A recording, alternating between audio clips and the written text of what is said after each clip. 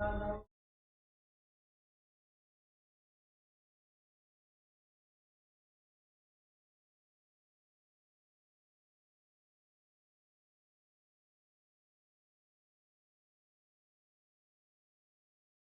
दोस्तों, good morning सभी को। कैसे हो आप सब? आशा करता हूँ बहुत अच्छे हो गए आप सभी। गुड मॉर्निंग सभी को। मेरा भूपेंद्र यादव, सचिन कुमार, सभी को गुड मॉर्निंग जी। जल्दी से लाइव जुड़ जाइए। आज का सेशन शुरू करते हैं हम अपना। फिर आज का अपना जो टॉपिक होगा, आपने जैसे कि थंबनेल के ऊपर देख लिया होगा, आज हमारा जो टॉपिक है वो ऑपरेशन ब्लू स्टार। 1984 के अंदर आपने शायद सुने होंगे, 1984 में सिख दंगों के बारे में शायद आपने कभी ना कभी कहीं ना कहीं तो पढ़ा होगा बुकों के अंदर, या मान लो कहीं पर भी जैसे भी आपने वहां से नॉलेज ग्रहण की थी। तो आज का जो हमारा टॉपिक होगा, आज का वो हमारा पूरा का पूरा सेशन ऑपरेशन ब्लू स्टार के बारे में होगा। कैसे हुआ था ऑपरेशन ब्लू स्टार, किस तरीके से इसको अंजाम दिया गया था, कारण क्या था और इसका बैकग्राउंड क्या है, हमें सिखों के इतिहास से लेके आज तक का पॉइंट याद करना पड़ेगा 1984। ठीक है, तो एक बार मैं चाहूंगा आप लोग सभी ना लाइव जो जुड़ रहे हो, जो भी स्टूडेंट फिलहाल लाइव हो, तो आप सभी एक बार वीडियो को शेयर कर देना। उसके बाद हम लोग आज के सेशन को शुरू करेंगे। सभी को मेरा गुड मॉर्निंग। सभी बहुत ही अच्छे हो गए, ठीक है। अपने स्वास्थ्य का ध्यान रखना सभी लोग। तो गुड मॉर्निंग आर्यन यादव, नीरज यादव, बलजीत मेहरा, सचिन कुमार, ललित कुमार, सभी को गुड मॉर्निंग। ठीक है जी। तो देखिएगा, जैसे कि आप लोग देख रहे हो operation Blue Star, operation Blue Star के बारे में आपने सभी ने सुना होगा। ठीक है, तो ये जो टॉपिक है आज का हमारा एक इंपॉर्टेंट टॉपिक है, और दिल्ली पुलिस के एक लास्ट पेपर के अंदर ये क्वेश्चन बन के आया भी था कि स्वर्ण मंदिर से खालिस्तान आतंकवादियों को बाहर निकालने के लिए हमारे देश में उस समय कौन सा ऑपरेशन चलाया गया था, तो उसका नाम पूछा गया था ऑपरेशन ब्लू स्टार। तो आज हमें क्या करना है, आज हमें उस क्वेश्चन को माध्यम बना के इस ऑपरेशन ब्लू स्टार का पूरा इतिहास याद कर लेना है अबाउट ऑपरेशन ब्लू स्टार। ठीक है, तो जैसे कि आप लोग स्क्रीन पर देख रहे होगे ऑपरेशन ब्लू स्टार। तो मैं टॉपिक शुरू करने से पहले, सेशन शुरू करने से पहले आप सभी को एक बात ये कहना चाहूंगा, जो आज का हमारा सेशन होगा, ठीक है, इस सेशन के दौरान कोई भी हम फोटो यूज कर रहे हैं या कोई भी शब्द यहां पर हम यूज करेंगे, तो शब्द और फोटो यूज करने का जो मेरा आज एक तरह से इस क्लास में सेशन में जो भी मैं शब्द और फोटो यूज करूंगा, तो उसमें किसी की भी धार्मिक भावनाओं को आहत करना मेरा कोई उद्देश्य नहीं है, यह आप ध्यान रखना। क्योंकि हमारा सीधा सीधा टारगेट है एग्जाम के दृष्टिकोण से आपको वो नॉलेज दी जाए, ठीक है, और आप ओनली एजुकेशन पर्पस के तरीके से इस वीडियो को देखना, ना कि एक तरह से किसी भी धार्मिक तरीके से इस टॉपिक को आप लोग समझने की कोशिश करो। तो मैं आपको बार बार बोल रहा हूं, सबसे पहले मैं आपको यह कह रहा हूं कि आज के जो सेशन में जो भी अपना सेशन चलेगा आज का, उसमें कोई भी शब्द और फोटो मेरे द्वारा स्क्रीन के ऊपर आपके सामने आए या जो भी मेरे शब्द यहां पर हो, तो उनका कोई किसी का भी एक तरह से टारगेट आपकी किसी भी प्रकार की धार्मिक भावनाओं को आहत करने का नहीं है। ये मैं आपको पहले बोल चुका हूं। सिर्फ हमारा जो सेशन है वो ओनली एजुकेशन पर्पज के एग्जाम की दृष्टिकोण से संबंधित होगा। तो आप लोग कृपया इस बात का भी थोड़ा ध्यान रहे। सिर्फ हमारा टारगेट है आपको नॉलेज देना, आपको अवगत कराना कि ऐसी घटना भी हमारे हिंदुस्तान की धरती पर हो चुकी है। ठीक है, तो ये सारी चीजें आप लोग समझने की कोशिश करना। तो मैं आज का सेशन शुरू कर रहा हूं। सभी को गुड मॉर्निंग, राम राम। भूपेंद्र यादव, भूपेंद्र खोला। ठीक है, तो देखिएगा ऑपरेशन ब्लू स्टार, शायद आपने ऑपरेशन ब्लू स्टार के बारे में काफी बार नाम इसका सुना भी होगा। ऑपरेशन ब्लू स्टार 1984 के अंदर, ठीक है, 1984 के अंदर जो ये घटना हुई थी 1984 के अंदर, तो इसके बारे में हमें सारी चीजें याद करनी है ऑपरेशन ब्लू स्टार के बारे में। लेकिन ऑपरेशन जो ब्लू स्टार है उसको पढ़ने से पहले थोड़ा सा हमें इसका बैकग्राउंड याद और होना चाहिए, क्योंकि जब भी मैं टॉपिक पढ़ाता हूं तो हमें उसकी पूरी नॉलेज होनी चाहिए कि कहां से कैसे कैसे क्या ये शुरू हुआ था। ठीक है, देखो आपने शायद सुना होगा हमारे देश के अंदर काफी संप्रदाय का वर्णन मिलता है। भारत में काफी धर्मों का उल्लेख किया गया है। आपने शायद हिस्ट्री के अंदर, प्राचीन भारत के अंदर भारत के काफी धर्मों के बारे में शायद पढ़ा होगा, जैसे कि जैनिज्म, बुद्धिज्म, सिख, हिंदू, मुस्लिम, ईसाई, पारसी वगैरह वगैरह। ठीक है, काफी धर्मों का वर्णन मिलता है। तो एक आपने सिख धर्म के बारे में भी सुना होगा।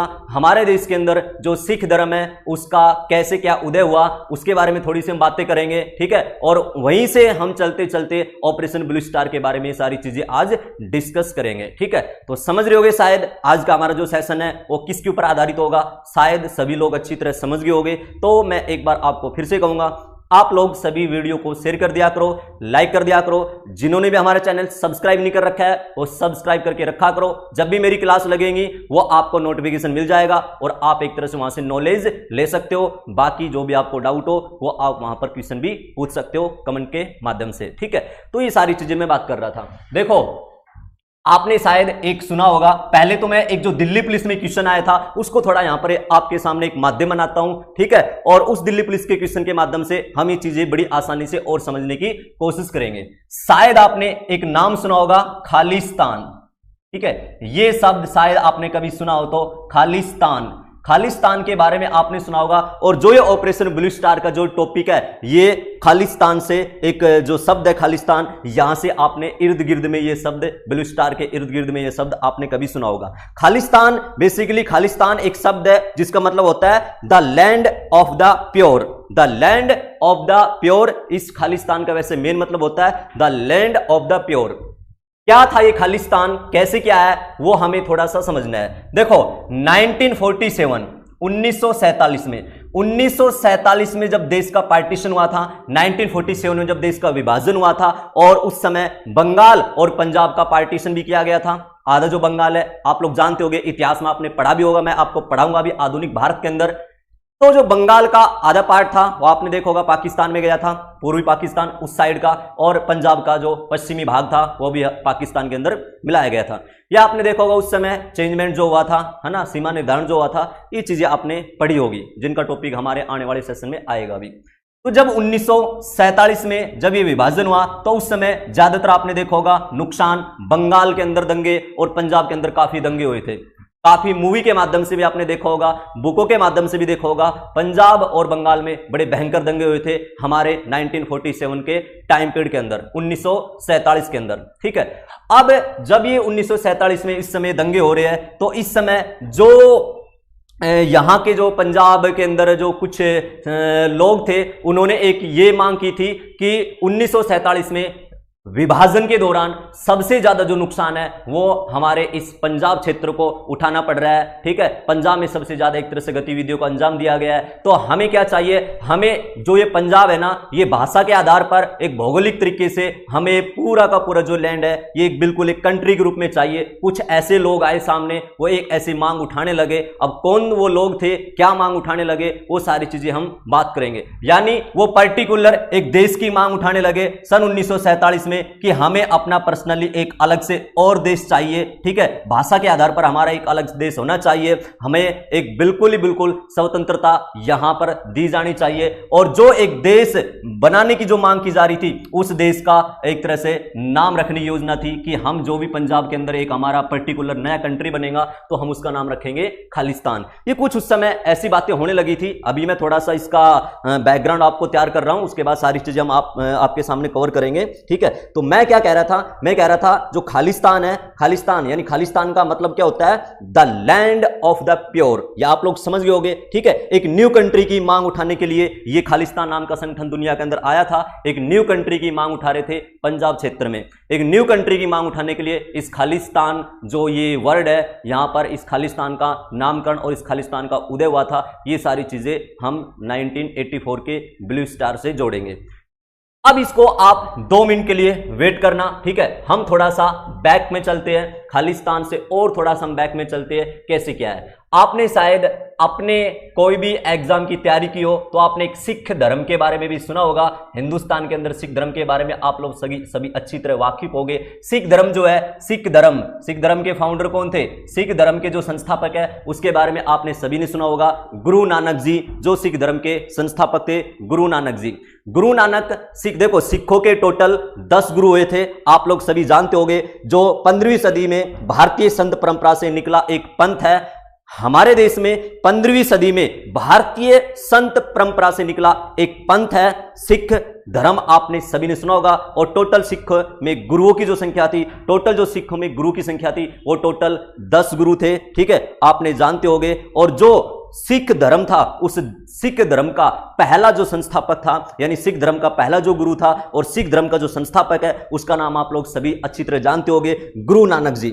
गुरु नानक जी कई बार एग्जाम में इनका क्वेश्चन के रूप में इनके जन्म के पॉइंट और इनकी लोकेशन के बारे में आपसे पूछ सकती है। मैंने आपकी स्क्रीन पर, ये आपकी एक तरह से सहूलियत के लिए ये सारी चीजें मैंने स्क्रीन के ऊपर एक तरह से लिख रखा है। इनका जन्म सन 1469 यानी 15 अप्रैल 1469 को सिख धर्म का पहला गुरु गुरु नानक जी का जन्म 15 अप्रैल 1469 ईस्वी को तलवंडी में हुआ था। तलवंडी वर्तमान में ननकाना साहिब। ननकाना साहिब के बारे में आप लोग ने सभी ने सुना होगा। तो ननकाना साहिब वर्तमान में उस लोकेशन को बोलते हैं। और जब इसका जन्म हुआ था, जब इन गुरुजी का जन्म हुआ था, तो उस समय ये जन्म स्थान गुरुजी का तलवंडी था। ठीक है, तो संस्थापक कौन है? गुरु नानक जी है। सिख धर्म के संस्थापक कौन है? गुरु नानक है। और इन्हीं के जो अनुयायी है, गुरु नानक के जो अनुयायी थे, इन्हीं के अनुयायी कहलाए थे सिख।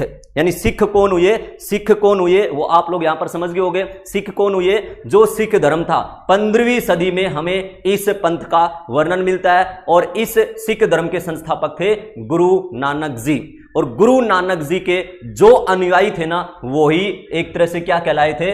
गुरु नानक जी के जो अनुयायी थे गुरु नानक जी, ठीक है, उनके अनुयायी क्या कहलाए थे? उनके अनुयायी कहलाए थे सिख जी। ये आप लोग समझ जाओगे, सिख है ना। और टोटल कितने गुरु हुए थे? टोटल 10 गुरु हुए थे इनके अंदर। ये सारी चीजें आपने पहले भी कभी शायद सुना होगा। तो वो सारी नॉलेज एक तरह से लेने की कोशिश करना, है ना। शुरू से और लास्ट तक 1984 तक इनको जोड़ के आप लोग पढ़ोगे तो आराम से सारी चीजें क्लियर हो जाएंगी। तो कुछ इतिहास की चीजें भी मैं आपके सामने बता रहा हूं, ये आपकी नॉलेज के लिए ही एक तरह से काम आएगी। कई बार एग्जाम में इनके क्वेश्चन यहां से पूछ लेते हैं, और वैसे अलग से हिस्ट्री के अंदर हम सिख धर्म को वैसे पढ़ेंगे भी। ठीक है, तो मैं जो बात कर रहा था वो आप लोग समझ गए होंगे, जो सिख धर्म है। ठीक है, तो सिख धर्म के संस्थापक कौन है? गुरु नानक जी है, जिनका जन्म तलवंडी वर्तमान में ननकाना साहिब में इनका जन्म हुआ था। और गुरु नानक जी के ही जो अनुयायी है वो सिख कहलाए थे। ठीक है, अब आपने एक और सुना होगा, एक सिखों का चौथा गुरु हुआ करता था गुरु रामदास जी। सिख धर्म का एक चौथा गुरु हुआ करता था। सिख धर्म का जो चौथा गुरु था उसका नाम था गुरु रामदास जी। गुरु रामदास जी का नाम आती आपके सामने एक शहर का नाम भी तुरंत शायद आ जाता होगा। तो जल्दी से आप लोग कमेंट कीजिए, गुरु रामदास जी ने हिंदुस्तान में कौन से शहर की नींव रखी थी भारत के अंदर? ठीक है, तो सिख धर्म का जो है, जो सिख धर्म के चौथे गुरु थे उनका नाम था गुरु रामदास जी। और ये वही गुरु रामदास जी है जिन्होंने हिंदुस्तान के अंदर अमृतसर शहर, ठीक है, कमेंट किया करो। मैं आपसे क्वेश्चन पूछ रहा हूं, अभी क्वेश्चन पूछा था लेकिन आप कमेंट कर दिया करो कौन से शहर की स्थापना की थी। तो एक अमृतसर का आपने शायद नाम सुना होगा, अमृतसर के बारे में आप लोग सभी जानते होंगे। तो सिख धर्म का जो चौथा गुरु हुआ करते थे गुरु रामदास जी। गुरु रामदास जी जो थे, अकबर इनसे बड़े प्रभावित थे। गुरु रामदास जी से अकबर बड़े प्रभावित थे। और एक बीबी भानी के बारे में आपने शायद सुना होगा, उसके बारे में आपको बता दूं, बीबी भानी। ठीक है, बीबी भानी, इनका नाम आपने शायद सुना होगा, बीबी भानी। तो जो बीबी भानी जी थी, अकबर ने बीबी भानी को 500 बीघा, ठीक है, अकबर ने बीबी भानी को 500 बीघा जमीन दी थी। और इसी जमीन पर, जो जमीन अकबर के द्वारा दी गई थी, इसी जमीन पर गुरु रामदास जी ने हिंदुस्तान के अंदर एक शहर की स्थापना की। और उसी शहर को कालांतर में किस नाम से जाना गया भारत में, और वो आज के टाइम में भी है, उसका नाम है अमृतसर। तो यहां पर क्या समझे आप लोग? अमृतसर शहर की जो नींव है गुरु रामदास जी के द्वारा रखी गई थी। अमृतसर आपने खूब सुना होगा, गोल्डन टेंपल के कारण जो फेमस है। तो अमृतसर के जो फाउंडर है वो गुरु रामदास जी है। ठीक है, गुरु रामदास जी ने अमृतसर शहर की नींव रखी थी। ठीक है, ये ध्यान रहे। और गुरु रामदास जी से मुगल सम्राट अकबर भी काफी प्रभावित रहता था। ठीक है, इसके बारे में शायद एक बात और मैं आपको बता दूं, यहां पर कुछ नॉलेज मैं आपको और बता दूं। जो सिखों का जो ये चैन चली थी, गुरुओं की 10 गुरु हुए थे टोटल।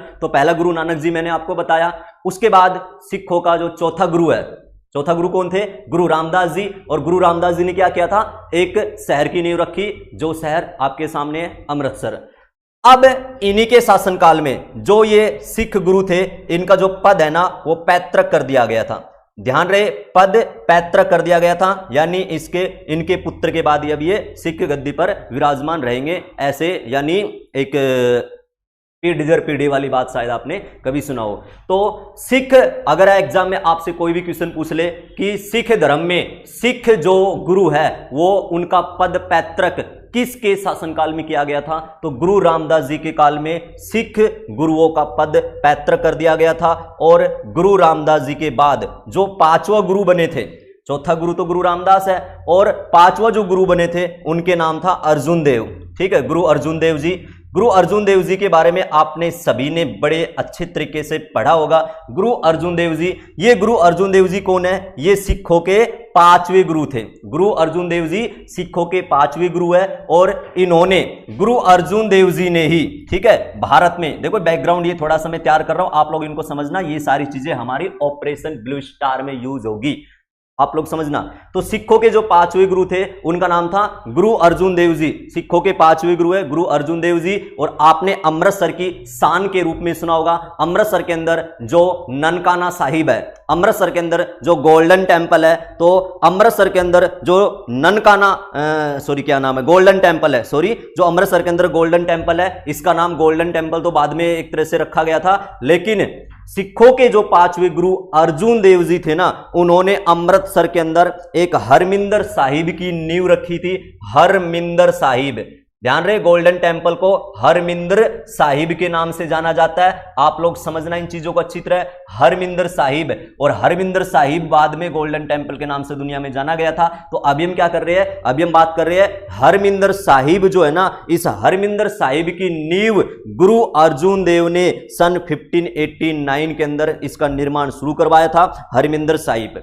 बाकी आपने आदि ग्रंथ के बारे में भी सुना होगा, जैसा कि आप लोग स्क्रीन के ऊपर देख रहे होंगे। आदि ग्रंथ की रचना भी, ठीक है, आदि ग्रंथ की रचना भी 1604 में गुरु अर्जुन देव के शासनकाल में ही हुई थी। ये मैं आपको बात कर रहा हूं।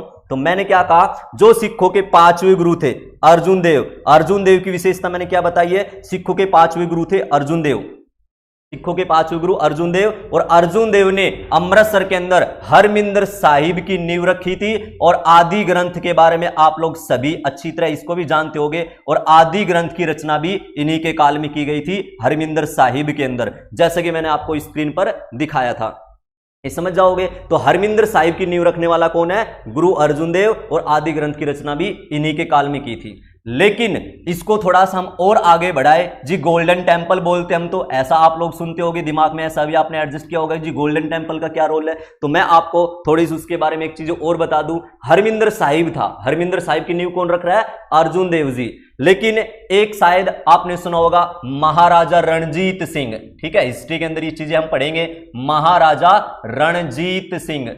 महाराजा रणजीत सिंह एक इंपॉर्टेंट राजा थे हिंदुस्तान में, महाराजा रणजीत सिंह, ठीक है। तो जो ये महाराजा रणजीत सिंह है, ये इस पर क्या करते हैं, सोने की परत चढ़ाते हैं, ठीक है, सोने की परत चढ़वाई थी इन्होंने हरमिंदर साहिब के ऊपर। महाराजा रणजीत सिंह जो कि पंजाब के शासक थे, महाराजा रणजीत सिंह क्या करते हैं, हरमिंदर साहिब पर सोने की परत चढ़वा देते हैं। और इसके बाद अंग्रेज लोग क्या करते हैं, इस हरमिंदर साहिब को दुनिया में गोल्डन टेंपल के नाम से एक तरह से जानते हैं, और यही हरमिंदर साहिब आज भी हमारे दुनिया में गोल्डन टेंपल के नाम से फेमस है। तो गोल्डन टेंपल के बारे में आप लोग समझ रहे होंगे। कई बार आपके एग्जाम में क्वेश्चन आ जाता है कि जी गोल्डन टेंपल की नींव किसने रखी, स्वर्ण मंदिर का निर्माण किसने करवाया, तो स्वर्ण मंदिर का निर्माण किसने करवाया, वहां पर अर्जुन देव का नाम आप लोग जानते होंगे।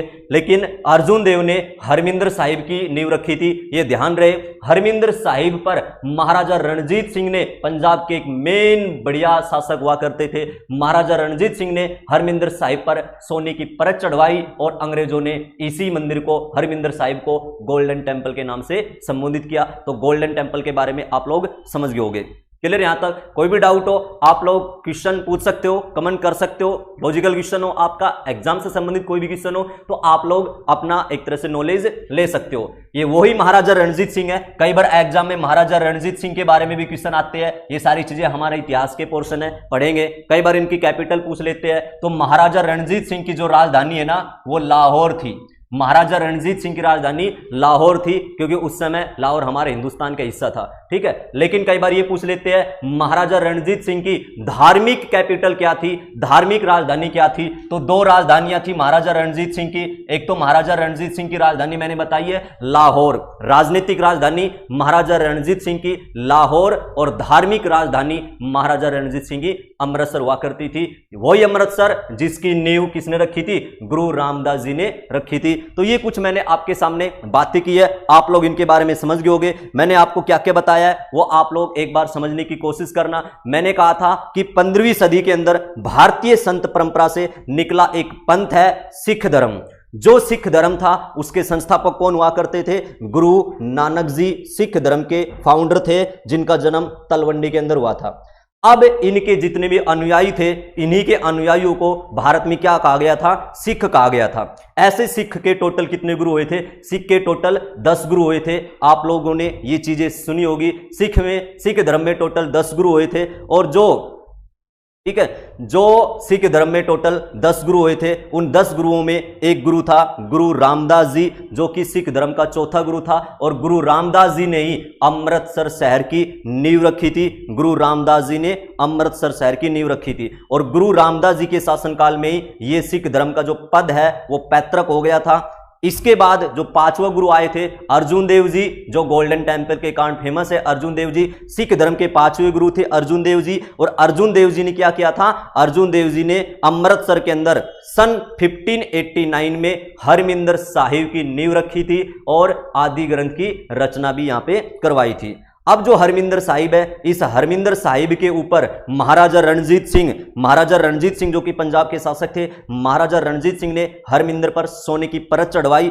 और उसके बाद इसी हरमिंदर साहिब को अंग्रेजों के शासनकाल में गोल्डन टेम्पल यानी कि स्वर्ण मंदिर के नाम से दुनिया में जाना गया। ठीक है, गुरु अर्जुन देव जी की हत्या आपने सुना होगा। गुरु अर्जुन देव जी की हत्या जहांगीर के द्वारा करवा दी गई थी। आपने सुना होगा मुगल शासक जहांगीर 30 मई सन 1606 ईस्वी के अंदर जहांगीर ने सिखों के 5वें गुरु अर्जुन देव की हत्या करवा दी गई थी। लाहौर में हत्या करवा दी थी, क्योंकि जहांगीर के एक पुत्र हुआ करता था खुसरो नाम का, तो खुसरो की हेल्प कर दी थी अर्जुन देव ने, और अर्जुन देव से इस कांड जहांगीर भड़क गए थे, और जहांगीर ने अर्जुन देव जी की, सिखों के 5वें गुरु अर्जुन देव जी की हत्या करवा दी थी। ठीक है, इसके बाद ही क्या हुआ भारत में? इनके बाद ही जो घटना हुई भारत में, इसके बाद मुगलों में और सिखों में यह आपस में एंटीपन हो गया, ये संघर्ष छिड़ गया। और ये जो संघर्ष का जो दौर था वो हमारा इतिहास का एक टॉपिक है, जो कि मैं एक इतिहास की क्लास में लेके आऊंगा। अभी हम क्या बैकग्राउंड तैयार कर रहे हैं? अभी हमें ऑपरेशन जो ब्लू स्टार है उसका बैकग्राउंड तैयार करने की हम लोग कोशिश कर रहे हैं। समझ जाओगे,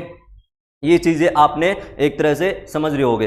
तो मैंने अभी आपसे ये बात बताई है, महाराजा रणजीत सिंह जो है वो 1801 से 1839 तक इन्होंने शासन किया था। तो इसके बीच के टाइम पीरियड में इन्होंने जो भी ये काम करवाए थे वो आप लोग क्लियर करना। दूसरी बात एक और समझना, अर्जुन देव की हत्या के बाद मुगलों में और जहांगीर में ये संघर्ष एक तरह से चलता रहा काफी दिनों तक, आपने सुना होगा। और सिखों के टोटल जो गुरु हुए थे वो 10 गुरु हुए थे, और सिखों के जो 10वां गुरु जी थे उनका नाम था गुरु गोविंद सिंह।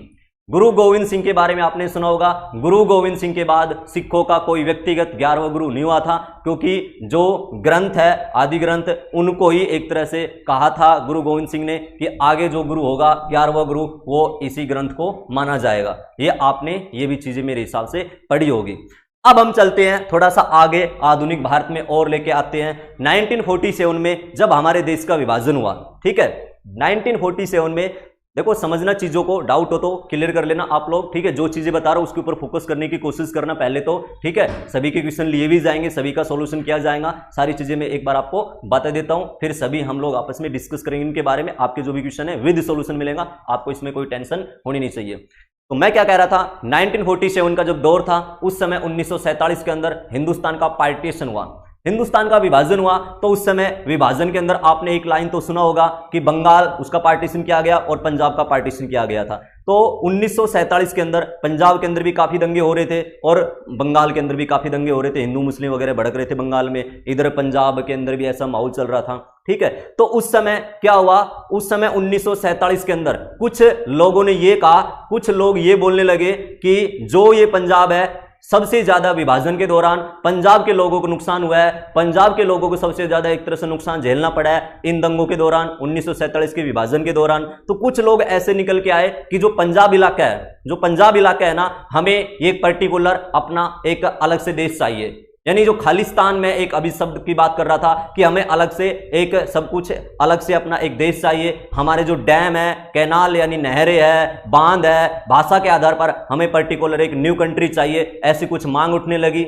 और कुछ लोग उस समय ये बोलने लगे कि नहीं जी, हमें देश नहीं चाहिए, लेकिन हमें एक ऑटोनोमी स्टेट का दर्जा दे दीजिए, ऑटोनोमी स्टेट का दर्जा दे दीजिए। यानी जो पंजाब के अंदर बांध है, जो पंजाब के अंदर नदियां है, जो पंजाब के अंदर नहरें है, तो इन पर हमारा संपूर्ण अधिकार हमारा होना चाहिए। तो कुछ लीड देखो, दो यहां पर थोक में बता रहा हूं, कुछ लीडरों की तो मांग क्या थी उस समय कि हमें एक पर्टिकुलर कंट्री चाहिए, है ना। खालिस्तान के जो समर्थक थे वो बोलने लगे कि हमें पर्टिकुलर एक कंट्री चाहिए, हमें एक अपना देश चाहिए, ठीक है, सब कुछ हमारा अलग होना चाहिए, क्योंकि इस विभाजन के दौरान सबसे ज्यादा नुकसान हमारे क्षेत्र के लोगों को मिला है। तो कुछ लीडर निकल के आए कि हमें अपना अलग से एक देश चाहिए, लेकिन कुछ लीडर की क्या मांग थी, वो कह रहे थे जी नहीं, हमें कोई पर्टिकुलर इंडिया से अलग से देश नहीं चाहिए, हमें सिर्फ एक ऑटोनॉमी स्टेट का दर्जा दे दीजिए। यानी पंजाब के अंदर जो बांध है, आपने देखा होगा भाखड़ा नांगल बांध के बारे में आपने सुना होगा, है ना, पंजाब के अंदर काफी नदियां भी निकलती है, तो जो बांध है, नदियां है, नहरें है,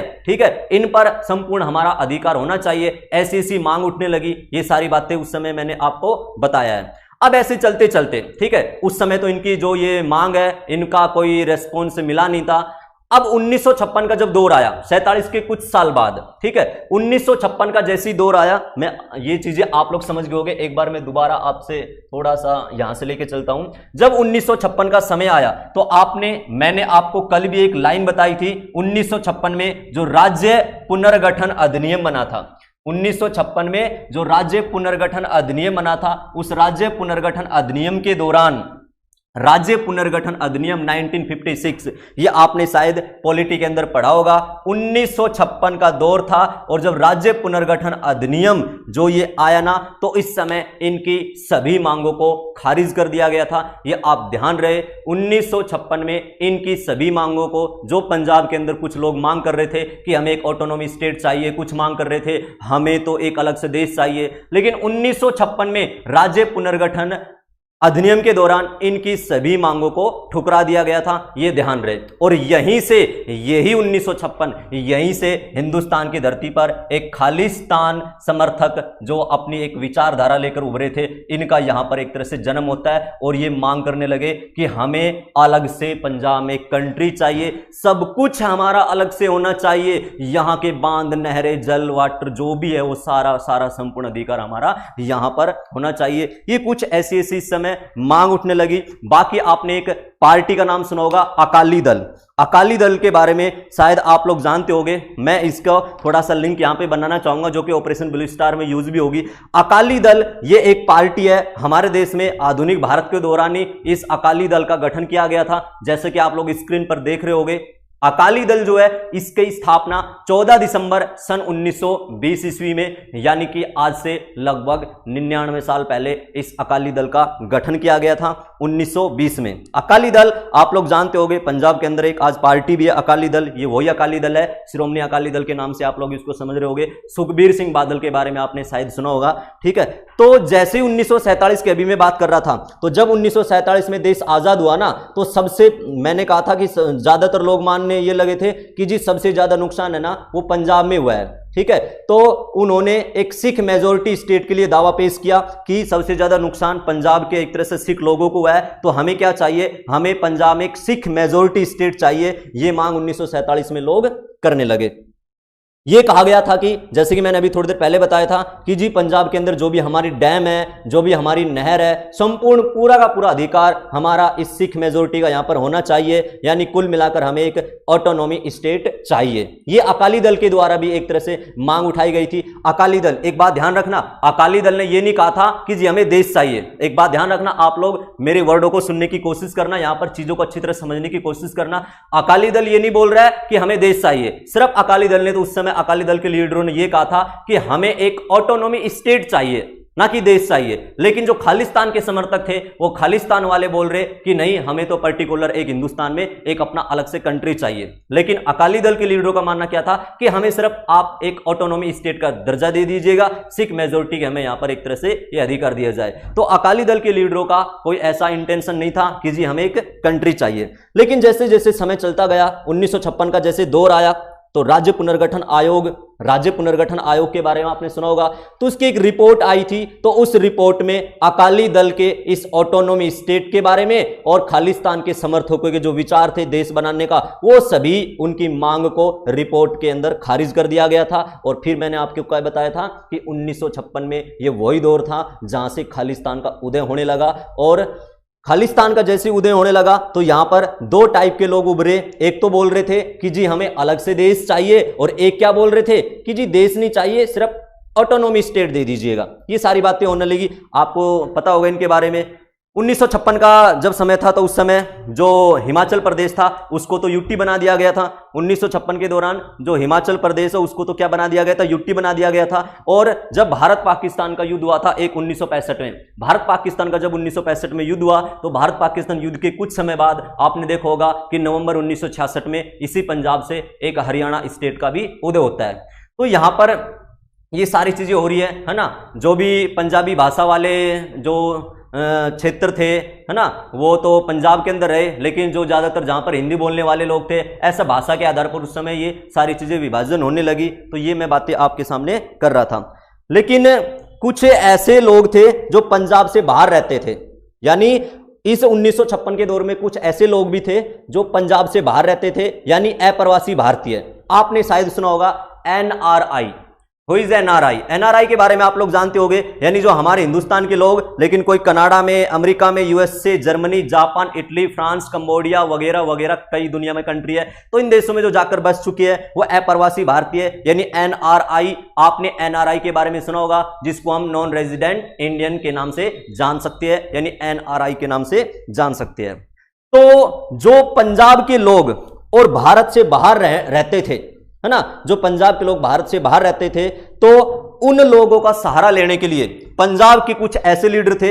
1970 का दशक आया और 1970 के समय में इन देशों में पहुंचकर जो पंजाब के लोग कनाडा, अमेरिका, यूके में रह रहे हैं ना, तो कनाडा, यूके, अमेरिका में कुछ ऐसे लीडर पहुंचते हैं अप्रवासी भारतीयों के पास और खालिस्तान की मांग करने लग जाते हैं। यानी एक आसान भाषा में आपको बताऊं, जो एनआरआई थे, एनआरआई लोगों का सहारा लिया गया कि हमें कैसे पंजाब को एक अलग से देश बनाना है। और कुछ भारत के अंदर से ऐसे कुछ लीडर थे, जैसे एक लीडर था जगजीत सिंह चौहान नाम का। ये जगजीत सिंह चौहान इंडिया से निकलता है और अन्य देशों में, कनाडा, अमेरिका में जो पंजाबी लोग रह रहे थे, सिख मेजोरिटी जो लोग वहां पर रह रहे थे, उनसे ये एक तरह से मांग उठवाने लगे कि हमें पंजाब के अंदर एक अलग से अपना पर्टिकुलर देश बनाना है, यानी खालिस्तान की मांग अब विदेशों में भी चलने लगी।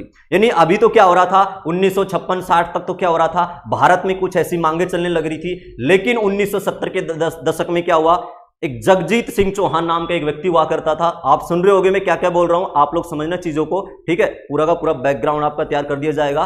तो 1970 के दशक में एक जगजीत सिंह चौहान नाम का व्यक्ति हुआ करता था, वो इंडिया से निकलता है और इन एनआरआई जो ये लोग हुआ करते थे, इनको एक तरह से अपना मोहरा बनाता है और इनको ये कहता है कि हमें खालिस्तान एक तरह से बनाना है, हमें यानी खालिस्तान की मांग अब विदेशों में भी एक तरह से उठने लगी थी। ये सारी चीजें, और वहां पर एक डोनेशन ड्राइव चलाया गया, ठीक है, वहां पर न्यूज के माध्यम से, ठीक है, ये खबरें फैलाने लगे कि जो पंजाब है उसको हमें एक तरह से कंप्लीट सिख मेजोरिटी बनाना है, सारा का सारा संपूर्ण अधिकार हमारा वहां पर होना चाहिए, ठीक है, सारे जो भी मैं बार बार बांध, डैम, जो कैनाल वगैरह इनकी बात कर रहा था, सारा का सारा कंप्लीट अधिकार हमारा वहां पे होना चाहिए। तो जो एनआरआई लोग थे, उन एनआरआई लोगों का सहारा कुछ पंजाब के लीडर लेने लगे और उसमें नाम आया था पहले जगजीत सिंह चौहान। ये मैंने आपको अभी बताया है, ठीक है, यहां तक आप लोग समझ हो गए। लेकिन आप ध्यान रहे, मैं बार बार बोल रहा हूं, जो अकाली दल था, मैंने अभी आपसे बताया था,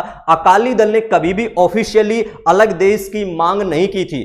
अकाली दल के लीडरों ने ऑफिशियली कभी भी ये नहीं कहा था कि हमें अलग से देश चाहिए, इन्होंने कभी ये नहीं कहा था। सिर्फ ये कहते थे कि हमें भाषा के आधार पर पंजाब में भाषा के आधार पर हमें ऑटोनॉमी स्टेट का दर्जा दे दीजिएगा। अकाली दल के लीडरों का मानना ये था। वो बात अलग है, कुछ लीडरों ने, एक तरह से छोटे लीडरों ने, अकाली दल के कुछ छोटे लीडरों ने मीडिया को ऐसा कभी बोल दिया हो तो वो बात अलग है, नहीं तो ऑफिशियली अकाली दल ने कभी भी ये नहीं कहा था कि हमें अलग से देश चाहिए, ठीक है। तो ये सारी बातें मैं बता रहा हूं। अब जो भी एनआरआई का ये सहारा लेने लगे थे कुछ लीडर विदेशों में जाके कि हमें पंजाब में खालिस्तान बनाना है ना, पंजाब को एक तरह से अलग ये करना है, ये सारी बातें उस समय उठने लगी, लेकिन इनकी मांग यहां पर एक तरह से नहीं क्लियर होती है। तो इसके कुछ समय बाद क्या होता है, सन 1973 का समय था, 1973, समझना चीजों को, 1973 का समय था और आनंदपुर साहिब रेजुलेशन पास किया गया था, आनंदपुर साहिब रेजुलेशन। अब ये देखो मैं क्या बात कर रहा हूं, 1973 ईस्वी का समय 1973 में इसी ऑटोनॉमी स्टेट का दर्जा लेने के लिए और अलग से देश कुछ समय तक का जो टारगेट था ना कि अलग से हमें देश चाहिए, तो इसके लिए एक आनंदपुर साहिब रेजुलेशन पास किया गया। और इसमें क्या क्या कहा गया था, यानी सरकार से पंजाब के जो लीडर थे उन्होंने क्या मांग की थी इस आनंदपुर साहिब रेजुलेशन के अंदर। अगर आपसे कोई पूछे आनंदपुर साहिब रेजुलेशन कब पास किया गया था, यानी ये सामने कब आया था भारत में, 1973 में। अभी क्या है आनंदपुर साहिब रेजुलेशन, तो उसके बारे में आपको थोड़ा सा बता रहा हूं।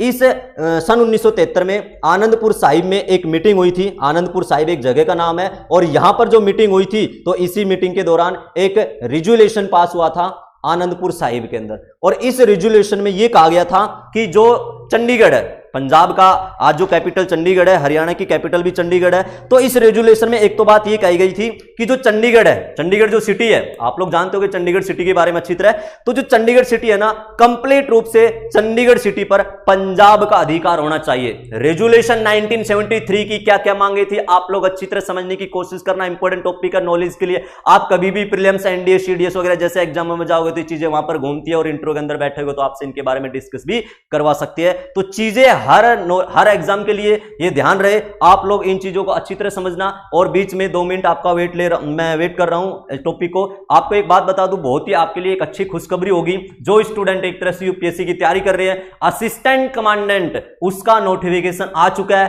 कल 18 अगस्त से फार्म उसके अप्लाई हो चुकी है। तो जो भी स्टूडेंट इसके अंदर जिनका भी टारगेट है एनडीए में जाना, सीडीएस में जाना और असिस्टेंट कमांडेंट के अंदर एक तरह से जाना, तो आप लोग ये फॉर्म अप्लाई कर देना। जो भी है इनके अंदर, जो भी जिक्के इसके अंदर ज्यादातर जैसे आती है, तो सारी चीजें आपकी क्लासों के अंदर करवाई जाएंगी, ठीक है।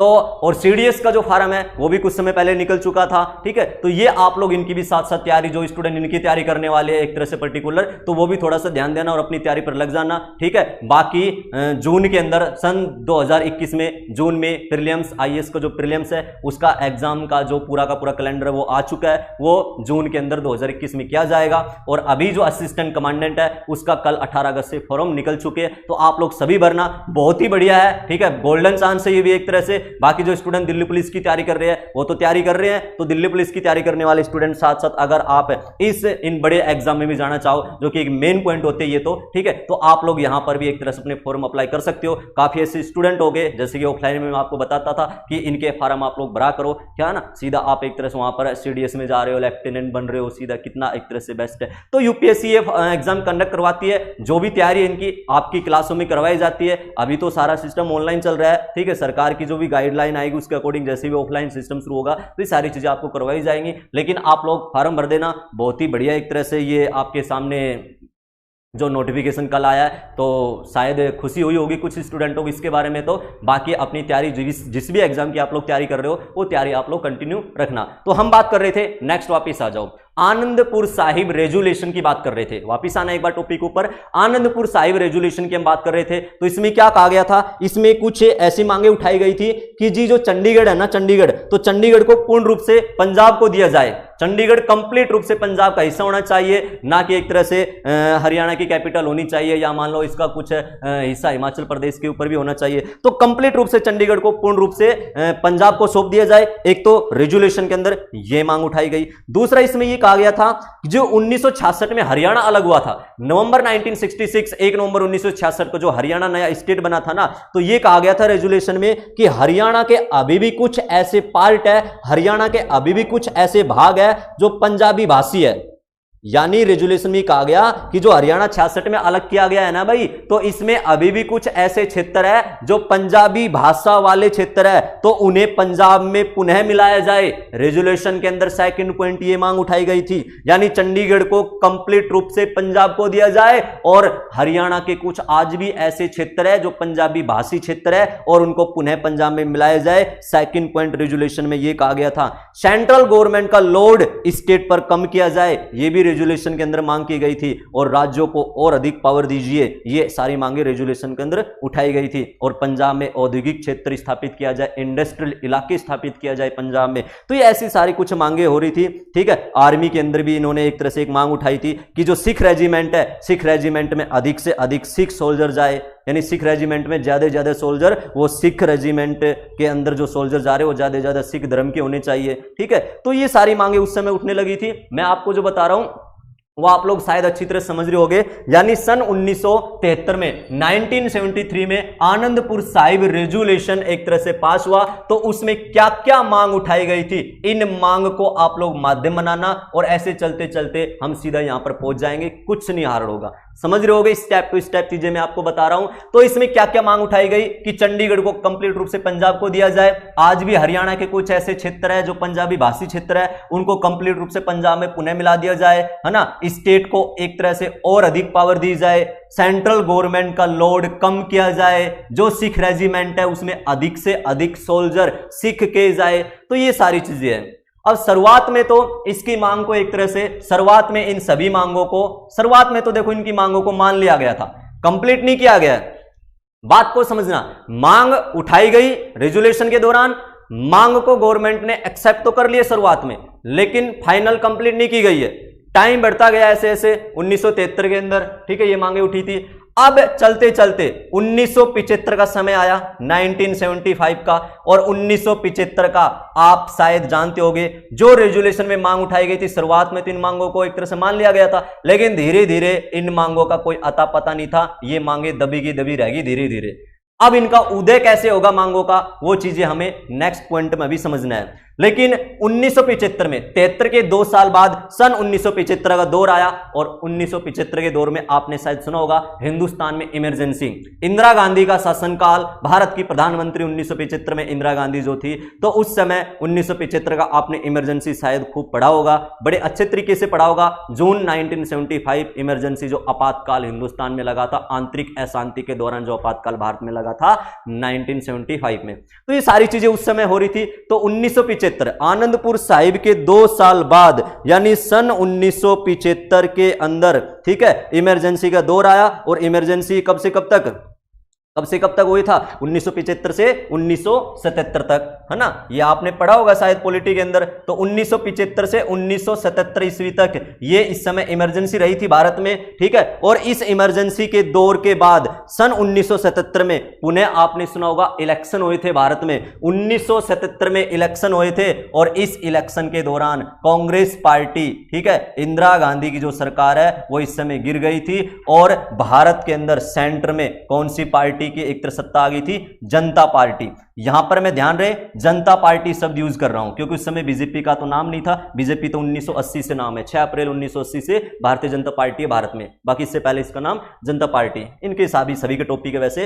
तो 1977 में किसकी गवर्नमेंट आ गई सेंटर में, 1977 में गवर्नमेंट आ गई है जनता पार्टी की। क्योंकि जो आनंदपुर साहिब रेजुलेशन हुआ था उसके 2 साल बाद मैंने बताया था 1975 में एक तरह से आपातकाल लगा था, और 1977 तक जो आपातकाल रहा था, आपातकाल यानी इमरजेंसी का दौर था। और 1977 के अंदर जब भारत में इलेक्शन हुए सेंटर के अंदर, तो उस समय इंदिरा गांधी चुनाव हारती है और जनता पार्टी सेंटर के अंदर पावर में आती है। ये भी आप लोग जानते होंगे शायद, ठीक है। पंजाब में भी उस समय अकाली दल जो है, पंजाब के अंदर भी कांग्रेस की सरकार गिर गई थी, और पंजाब के अंदर भी अकाली दल अभी मैंने बात की थी ना। तो सेंटर में तो कौन हो गया, सेंटर में तो जनता पार्टी। और पंजाब की अगर मैं बात करूं तो पंजाब में कौन सी पार्टी का एक तरह से पावर आने लगी, अकाली दल। ये पंजाब के अंदर अकाली दल हावी होने लगी, ठीक है। तो यहां पर अब इनको प्रॉब्लम होगी, अब कांग्रेस वालों को यहां पे प्रॉब्लम होगी कि पंजाब भी हाथ से निकलता जा रहा है और सेंटर के अंदर यहां पर भी हार चुके थे, ठीक है। तो इसके बाद क्या हुआ, वो सारी चीजें हैं। राजनीतिक से कोई चीजें जोड़ने की कोशिश मत करना, अपने एग्जाम की दृष्टिकोण से अपनी नॉलेज के लिए चीजों को समझने की कोशिश करना। बाकी शुरुआत में क्लास शुरू करने से पहले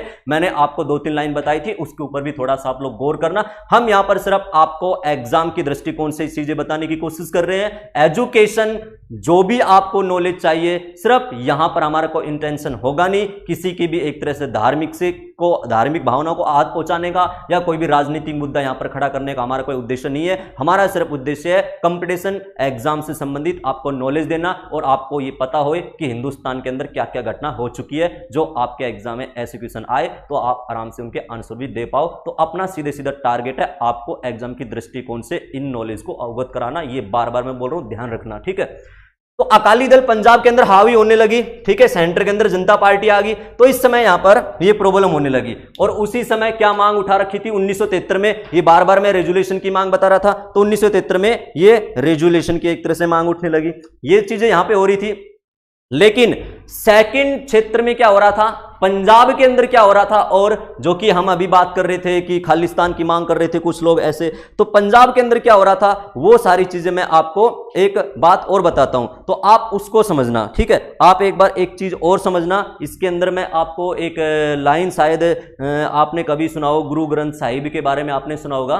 तो ये तो हम गवर्नमेंट की बात कर रहे थे। अब इधर क्या हो रहा है, इधर साइड में क्या घटना हो रही थी, एक शायद आपने नाम सुना होगा, जरनेल भिंडरवाला, ठीक है, जनरल भिंडरवाला, ये एक व्यक्ति का नाम शायद आपने सुना होगा।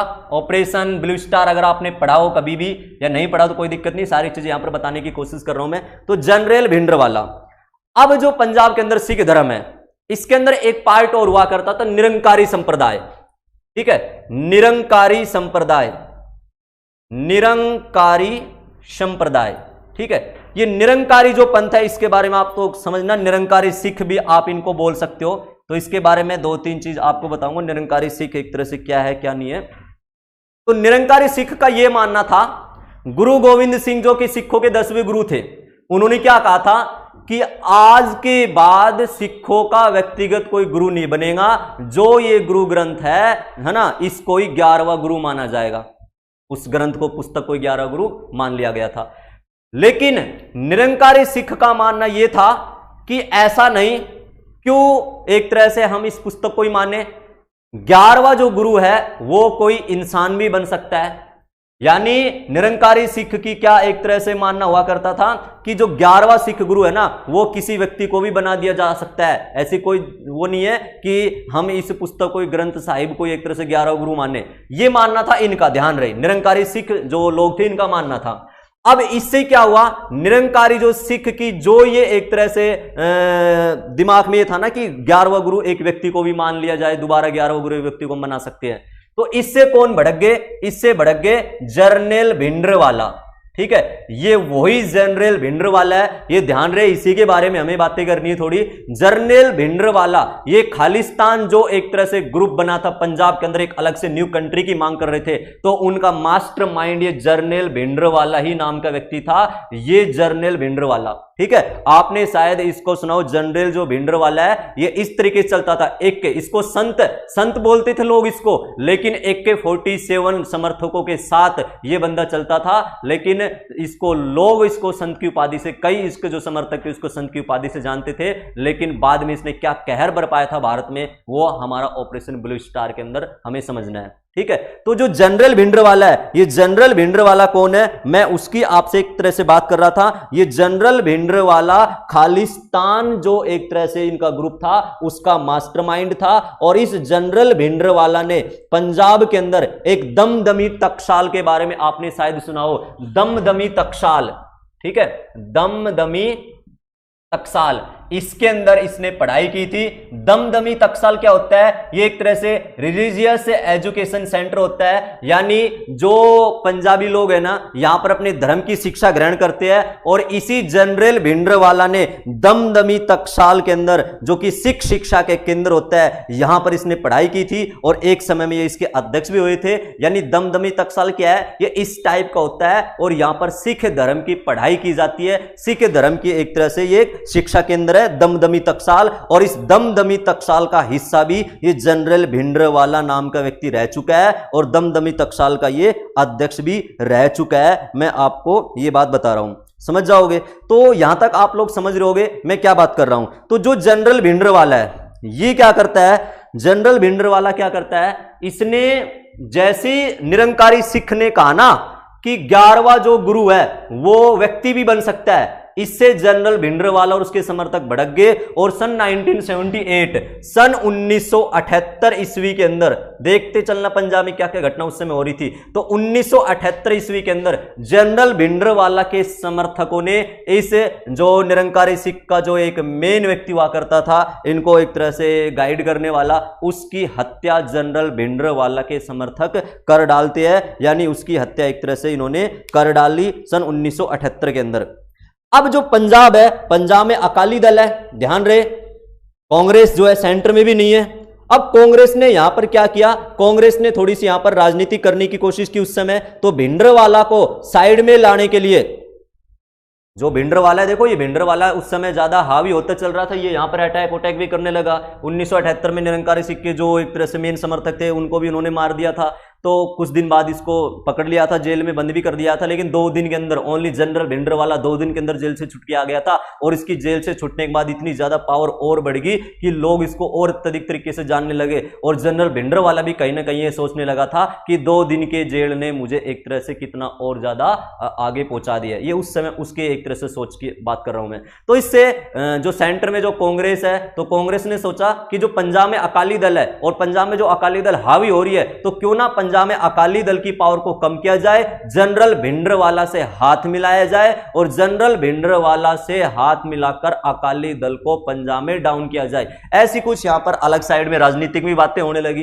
तो आगे आगे क्या होता है वो सारी चीजें मैं आपको बता रहा हूं। तो एक शायद आपने सुना होगा इंदिरा गांधी के बारे में, तो आप लोग जानते होंगे, तो जनरल भिंडरवाला को मनाने के लिए और अपनी साइड में करने के लिए, जनरल भिंडरवाला को मनाने के लिए और अपनी साइड में इन लोगों को करने के लिए एक ज्ञानी जैल सिंह नाम का व्यक्ति हुआ करता था। आपने ज्ञानी जैल सिंह के बारे में शायद खूब सुना होगा, ठीक है। ज्ञानी जैल सिंह और संजय गांधी, संजय गांधी इंदिरा गांधी के ही पुत्र थे। तो ज्ञानी जैल सिंह और संजय गांधी ये जनरल भिंडरवाला से मुलाकात करने पहुंचते हैं, ठीक है, और इनको अपनी साइड में करने की कोशिश करते हैं, ठीक है। लेकिन इनको यह नहीं पता था कि ये जो मुलाकात कांग्रेस वाले आज जो ये मुलाकात ज्ञानी जैल सिंह और संजय गांधी के रूप में भिंडरवाला से कर रहे हैं, तो कभी भविष्य में भिंडरवाला इतनी भयंकर एक तरह से कहर भी बरपा सकता है। उस समय शायद लीडरों को उस समय ये नहीं पता था। तो कांग्रेस क्या करती है, ज्ञानी जैल सिंह और संजय गांधी के साथ मिलकर इस जनरल भिंडरवाला के से हाथ मिलाती है, इसको अपनी साइड में करती है, और अकाली दल की जो पावर थी पंजाब में उसको कम करने की कोशिश करती है, ठीक है। अब 1980 का जैसे ही इलेक्शन हुआ दोबारा, तो 1980 में पुनः सेंटर में सरकार किसकी बन गई थी, आपने सुना होगा शायद पॉलिटी में, 1980 में पुनः सेंटर में सरकार बन गई थी कांग्रेस की। 1980 में देखो 77 में तो कांग्रेस इस समय हार गई थी, लेकिन 1980 के दौर की अगर मैं बात करूं, 1980 की मैं बात करूं, तो 1980 में पुनः सेंटर में कांग्रेस की सरकार आती है ना, सेंटर गवर्नमेंट उस समय, इस समय कांग्रेस है। और पंजाब की अगर हम बात करें तो पंजाब के अंदर भी कांग्रेस का ही उस समय सीएम बना। एक नाम मैं आपको बता देता हूं, एक दरबारा सिंह नाम आपने कभी सुना हो तो भारत के इतिहास में या पॉलिटी में पढ़ा हो, दरबारा सिंह, ये उस समय पंजाब के सीएम बनाए गए थे, दरबारा सिंह।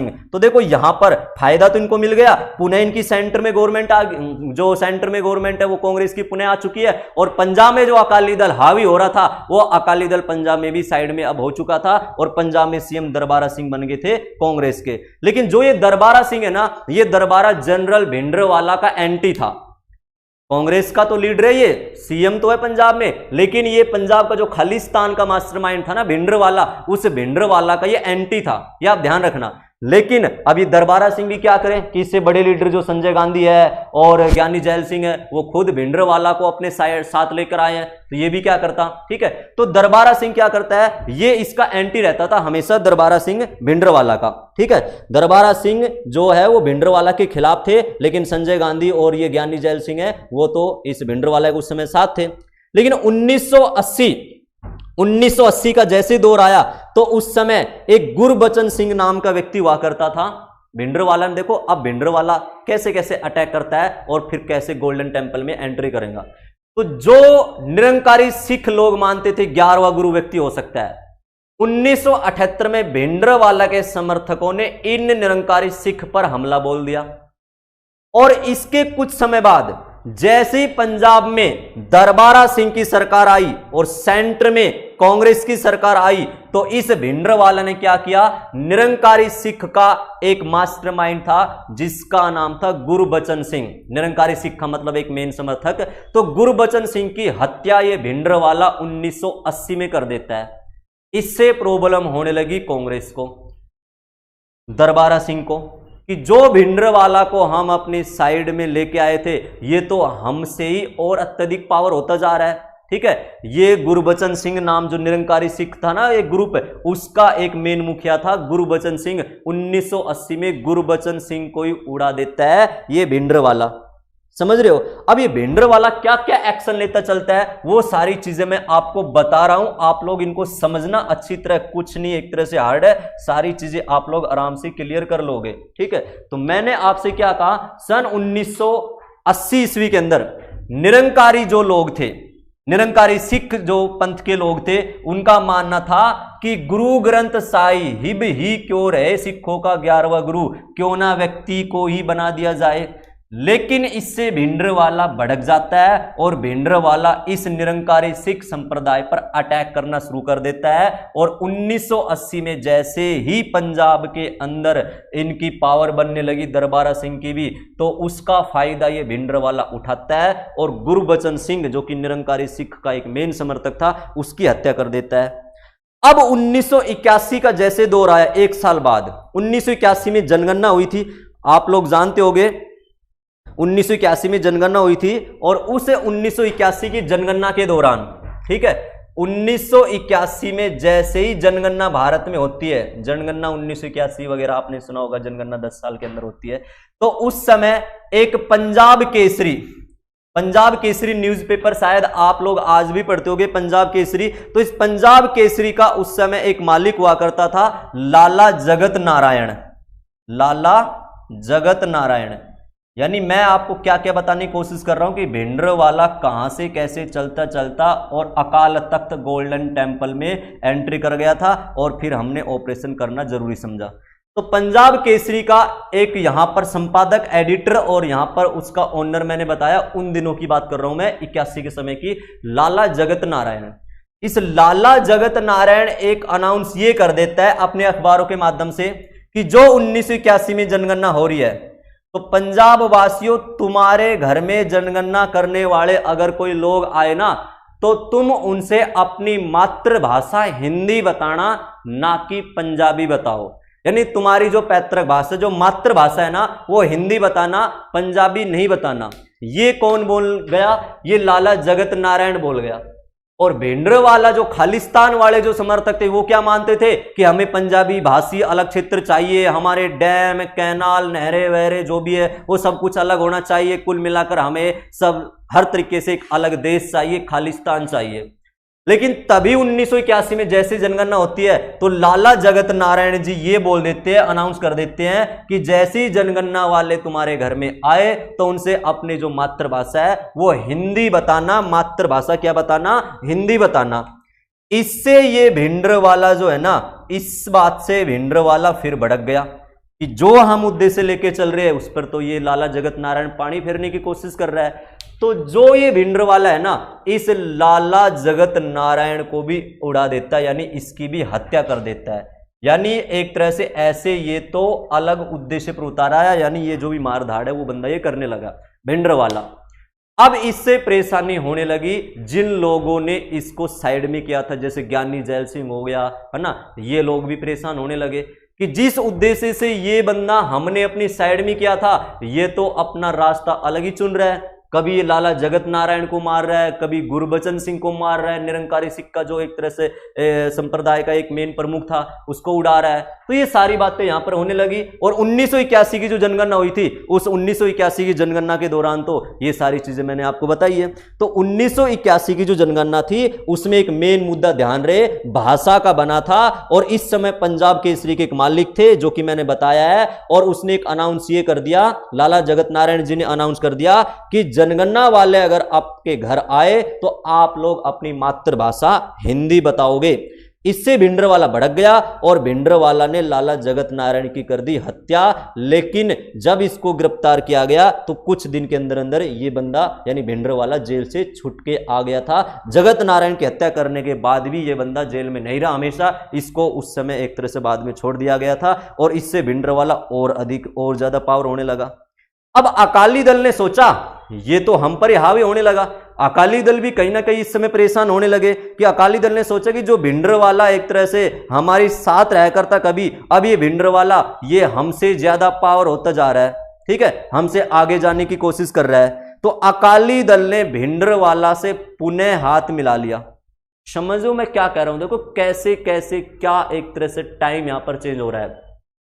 पहले अकाली दल और भिंडरवाला दोनों साथ थे, लेकिन जैसे ही सेंटर में जनता पार्टी आई, कांग्रेस की हार हुई, तो कांग्रेस ने क्या दिमाग खेला, भिंडरवाला को अपनी साइड में कर लिया, ठीक है। और अकाली दल को पंजाब में से कमजोर करने के लिए भिंडरवाला को मोहरा बनाया और अकाली दल पंजाब के अंदर चुनाव हारती भी है 1980 में। दरबारा सिंह नाम का बंदा कांग्रेस का सीएम बनता है 1980 में। लेकिन इसी दौर में भिंडरवाला इतना ज्यादा एक्शन लेने लगा, ये हत्या पे हत्या करने लगा। अब इससे कांग्रेस वाले भी परेशान और अकाली दल वाले भी परेशान। तो अकाली दल क्या करते हैं उस समय, इस भिंडरवाला ये हमसे ऊपर ना जाए तो अकाली दल इससे हाथ मिला लेते हैं और अकाली दल और भिंडरवाला ये एक साथ होकर अपने उस ऑटोनॉमी स्टेट की बाद में मांग करते हैं। भिंडरवाला का टारगेट था कि सिर्फ हमें देश चाहिए, लेकिन मैं बार बार कह रहा हूं अकाली दल का यह टारगेट नहीं था कि हमें देश चाहिए, उनका था कि सिर्फ हमें ऑटोनॉमी स्टेट दे दिए जाए। तो पुनः अकाली दल और भिंडरवाला एक साथ आ चुके हैं। आगे की कहानी क्या है अब वो देखना।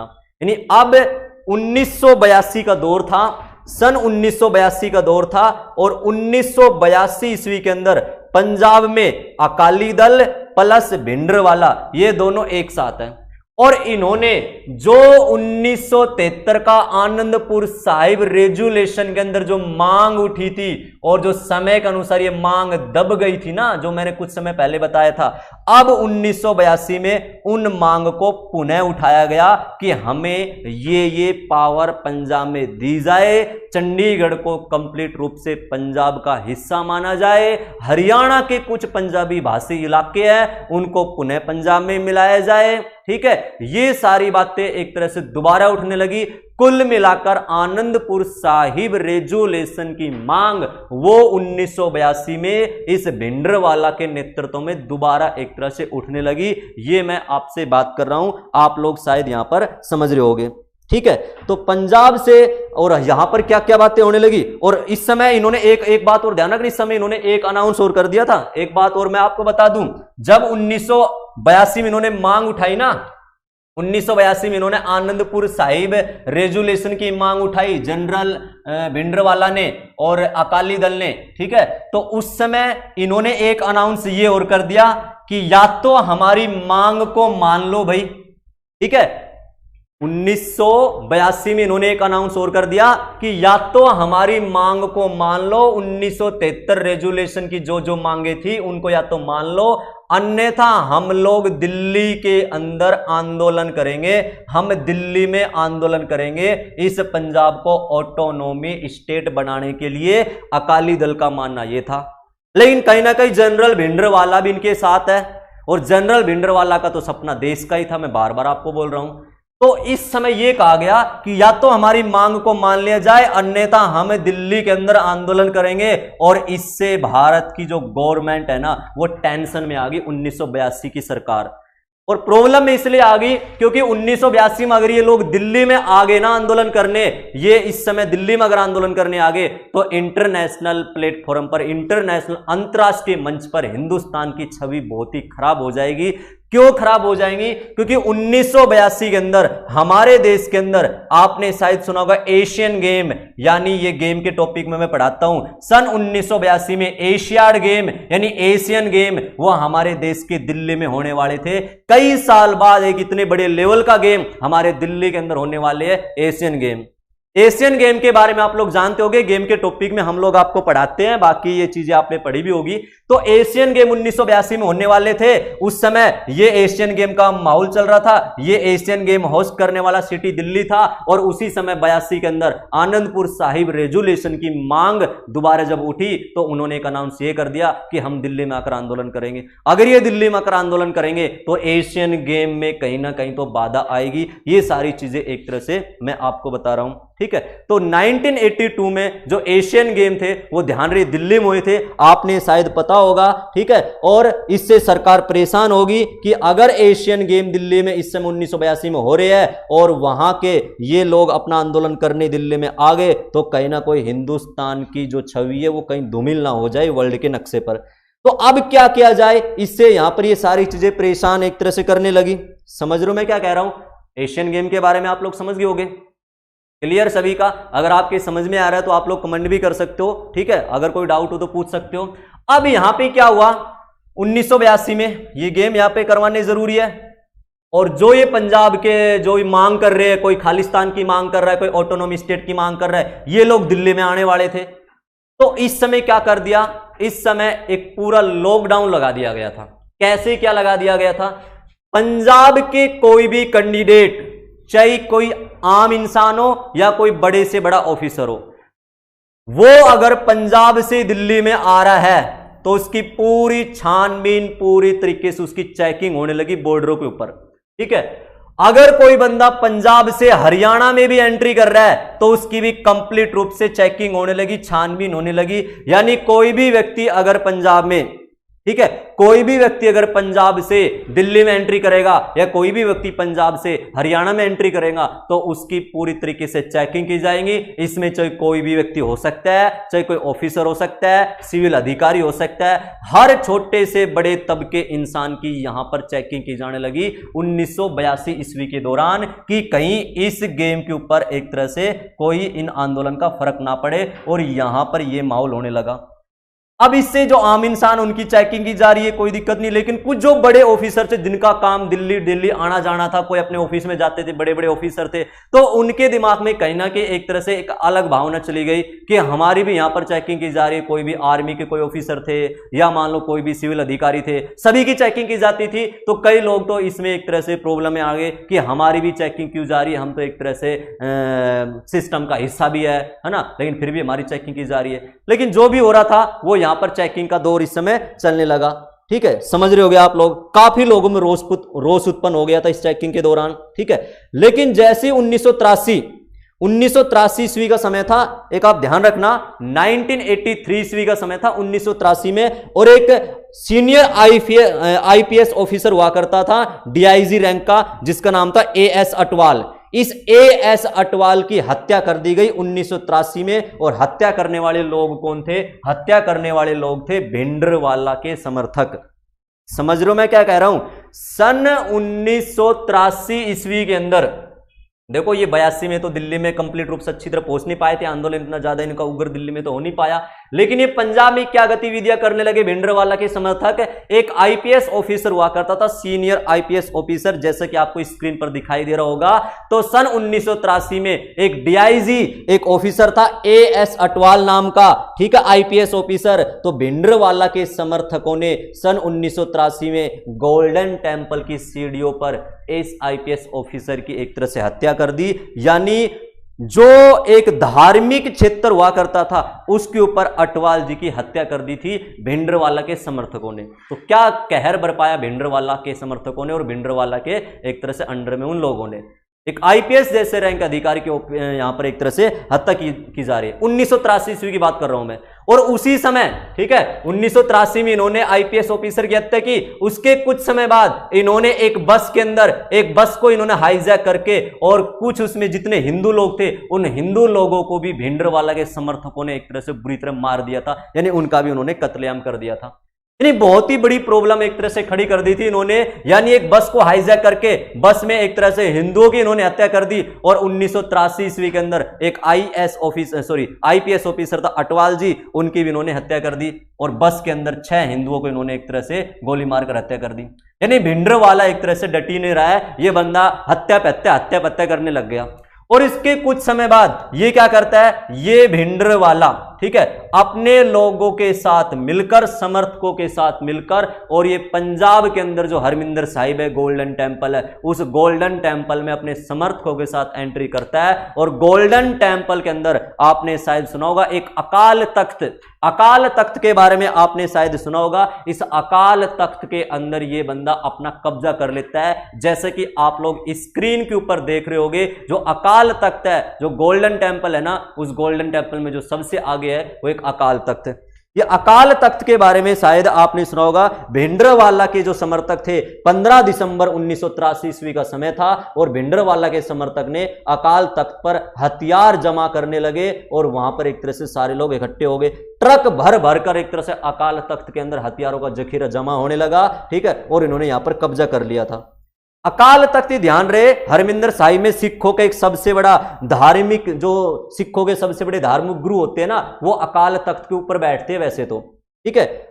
इन्होंने ये अकाल तख्त इसलिए बनवाया था कि जो मुगल शाहजहां हुआ करता था ना, मयूर सिंहासन था मुगल शाहजहां का, कि हमारा अकाल तख्त मयूर सिंहासन से भी ऊंचा हो, हमारा दर्जा इन मुगलों से भी ऊंचा हो। तो सिखों का सबसे बड़ा धार्मिक गुरु अकाल तख्त पर बैठता था। लेकिन 1983 ईस्वी में भिंडरवाला के समर्थक क्या करते हैं, इस अकाल तख्त पर अपना अधिकार कर लेते हैं, और हथियारों के साथ यहां पर एक तरह से आकर विराजमान हो जाते हैं, ठीक है। 1983 में इतनी एक तरह से प्रॉब्लम होने लगी, 1983 में हालात खराब होती चली जा रही थी। पंजाब के अंदर हत्या के ऊपर हत्या की जा रही है, और इन खालिस्तान के समर्थकों ने, इन आतंकवादियों ने, भिंडरवाला के समर्थकों ने अकाल तख्त यानी एक तरह से मेन धार्मिक स्थल पर अपना अड्डा जमा कर और हथियारों का जखीरा वहां पर इतना जमा कर लिया कि ट्रक भर भर कर एक तरह से हथियार आने लगे थे। बहुत ही ज्यादा माहौल यहां पर खराब हो गया था। 1983 ईस्वी के अंदर यहां पर पंजाब के अंदर पूरी तरह कर्फ्यू लगा दिया गया था, और इमरजेंसी पंजाब के अंदर एक तरह से लागू कर दी गई थी 1983 के अंदर। अब यहां पर क्या करें, अब यहां पर एक तरह से प्रॉब्लम होने लगी कि जो अकाल तख्त में आतंकवादी छुपे बैठे हैं, तो या तो इनको किसी तरह बाहर निकाले या इनको समझाया जाए, लेकिन ये समझने के लिए तैयार थे ही नहीं। और इनको समझाने की कोशिश भी की थी उस समय, ध्यान रहे, उस समय भारत की प्रधानमंत्री श्रीमती इंदिरा गांधी ने एक शांति प्रपोजल भी भेजा था भिंडरवाला के पास, एक शांति प्रपोजल भेजा था, लेकिन भिंडरवाला ने इसको एक तरह से स्वीकार नहीं किया।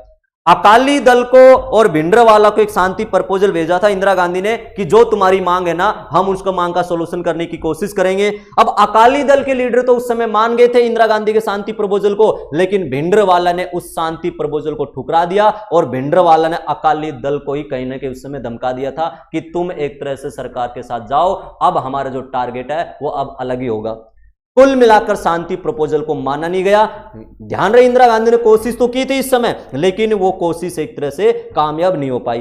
तो यहां पर सरकार ने एक्शन लेने की योजना बनाई कि अगर यहां पर अब एक्शन नहीं लिया गया तो ये भिंडरवाला कुछ ना कुछ और बड़ी प्रॉब्लम भारत में खड़ी कर सकता है, ठीक है। 1984 का समय था, 1983 में आपातकाल लागू कर दिया गया था पंजाब में, और 1984 में वो ही समय आता है ऑपरेशन ब्लू स्टार का, जो आपने खूब अच्छी तरह पढ़ा होगा 1984।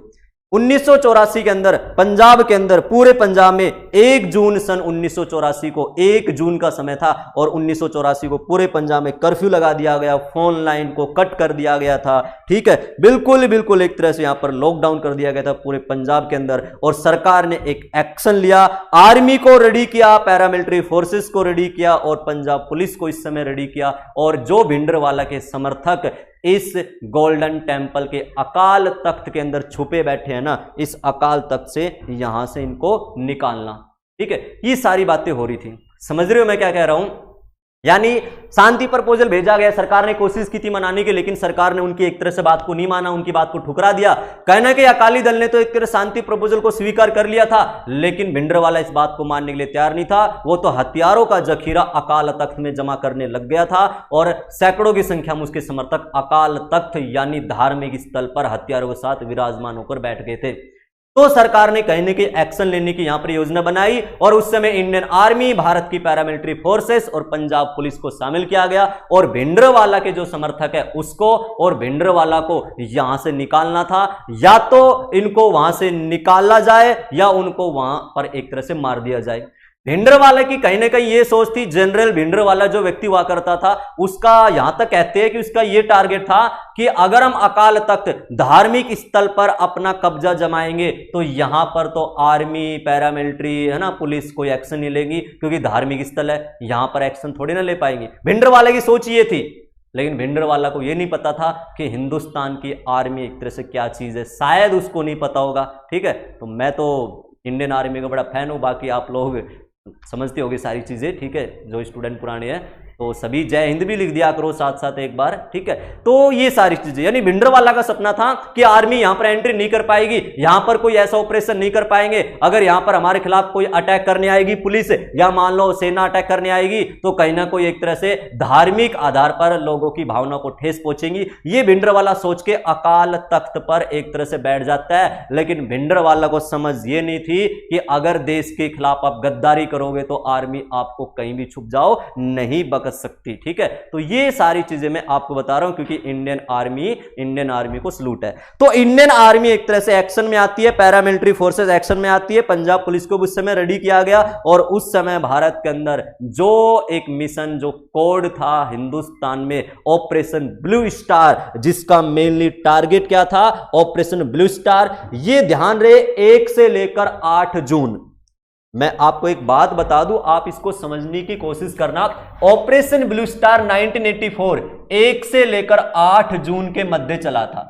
1 जून को तो पूरे पंजाब में कर्फ्यू वगैरह, फोन लाइन वगैरह कट कर दी गई थी। लेकिन इस ऑपरेशन का जो मेन एक्टिव पॉइंट है ना, वो ध्यान रहे 3 जून से शुरू हुआ था। 3 जून से 1 जून को तो एक्शन लिया गया है ना, सब कुछ रेडी कर दिया गया, लेकिन 3 जून को आर्मी कंप्लीट रूप से एक्शन में आती है ऑपरेशन ब्लू स्टार के दौरान। ये ध्यान रहे। तो ऑपरेशन ब्लू स्टार का टारगेट अगर आपसे कोई पूछ ले, तो आप लोग अगर कहीं इंटरव्यू में बैठे हो, मान लो कोई वन लाइनर आपसे क्वेश्चन पूछ रहा हो, तो इसका उद्देश्य क्या था, यानी भिंडरवाला जो आतंकवादी है, जो भिंडरवाला खालिस्तान का समर्थक था, भिंडरवाला आतंकवादी और उसके समर्थकों को अकाल तख्त से निकाले या उनको वहां पर मार उड़ाए। जो अकाल तख्त में ये बंदे हथियारों के साथ बैठे हुए थे ना, इन लोगों को अकाल तख्त से निकालना था, या नहीं निकल रहे हैं तो इनको एक तरह से यहां पर उड़ाना है।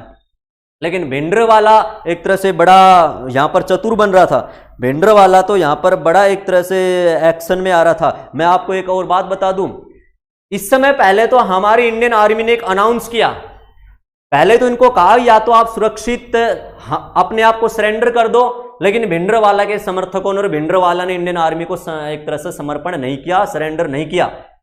फिर जो इसके अंदर जितने भी श्रद्धालु हरमिंदर साहिब के अंदर एक तरह से मत्था टेकने आए हुए थे, जितने भी इसके अंदर श्रद्धालु थे मंदिर के अंदर गोल्डन टेम्पल में, तो भिंडरवाला क्या करता है, सभी श्रद्धालुओं को एक तरह से मंदिर से बाहर निकालने की भी इजाजत नहीं देता है। उन सभी श्रद्धालुओं को मंदिर में एक तरह से अपनी ढाल बना लेता है। ना तो श्रद्धालुओं को मंदिर से निकलने दे रहा है और ना ही खुद आर्मी को सरेंडर कर रहा है।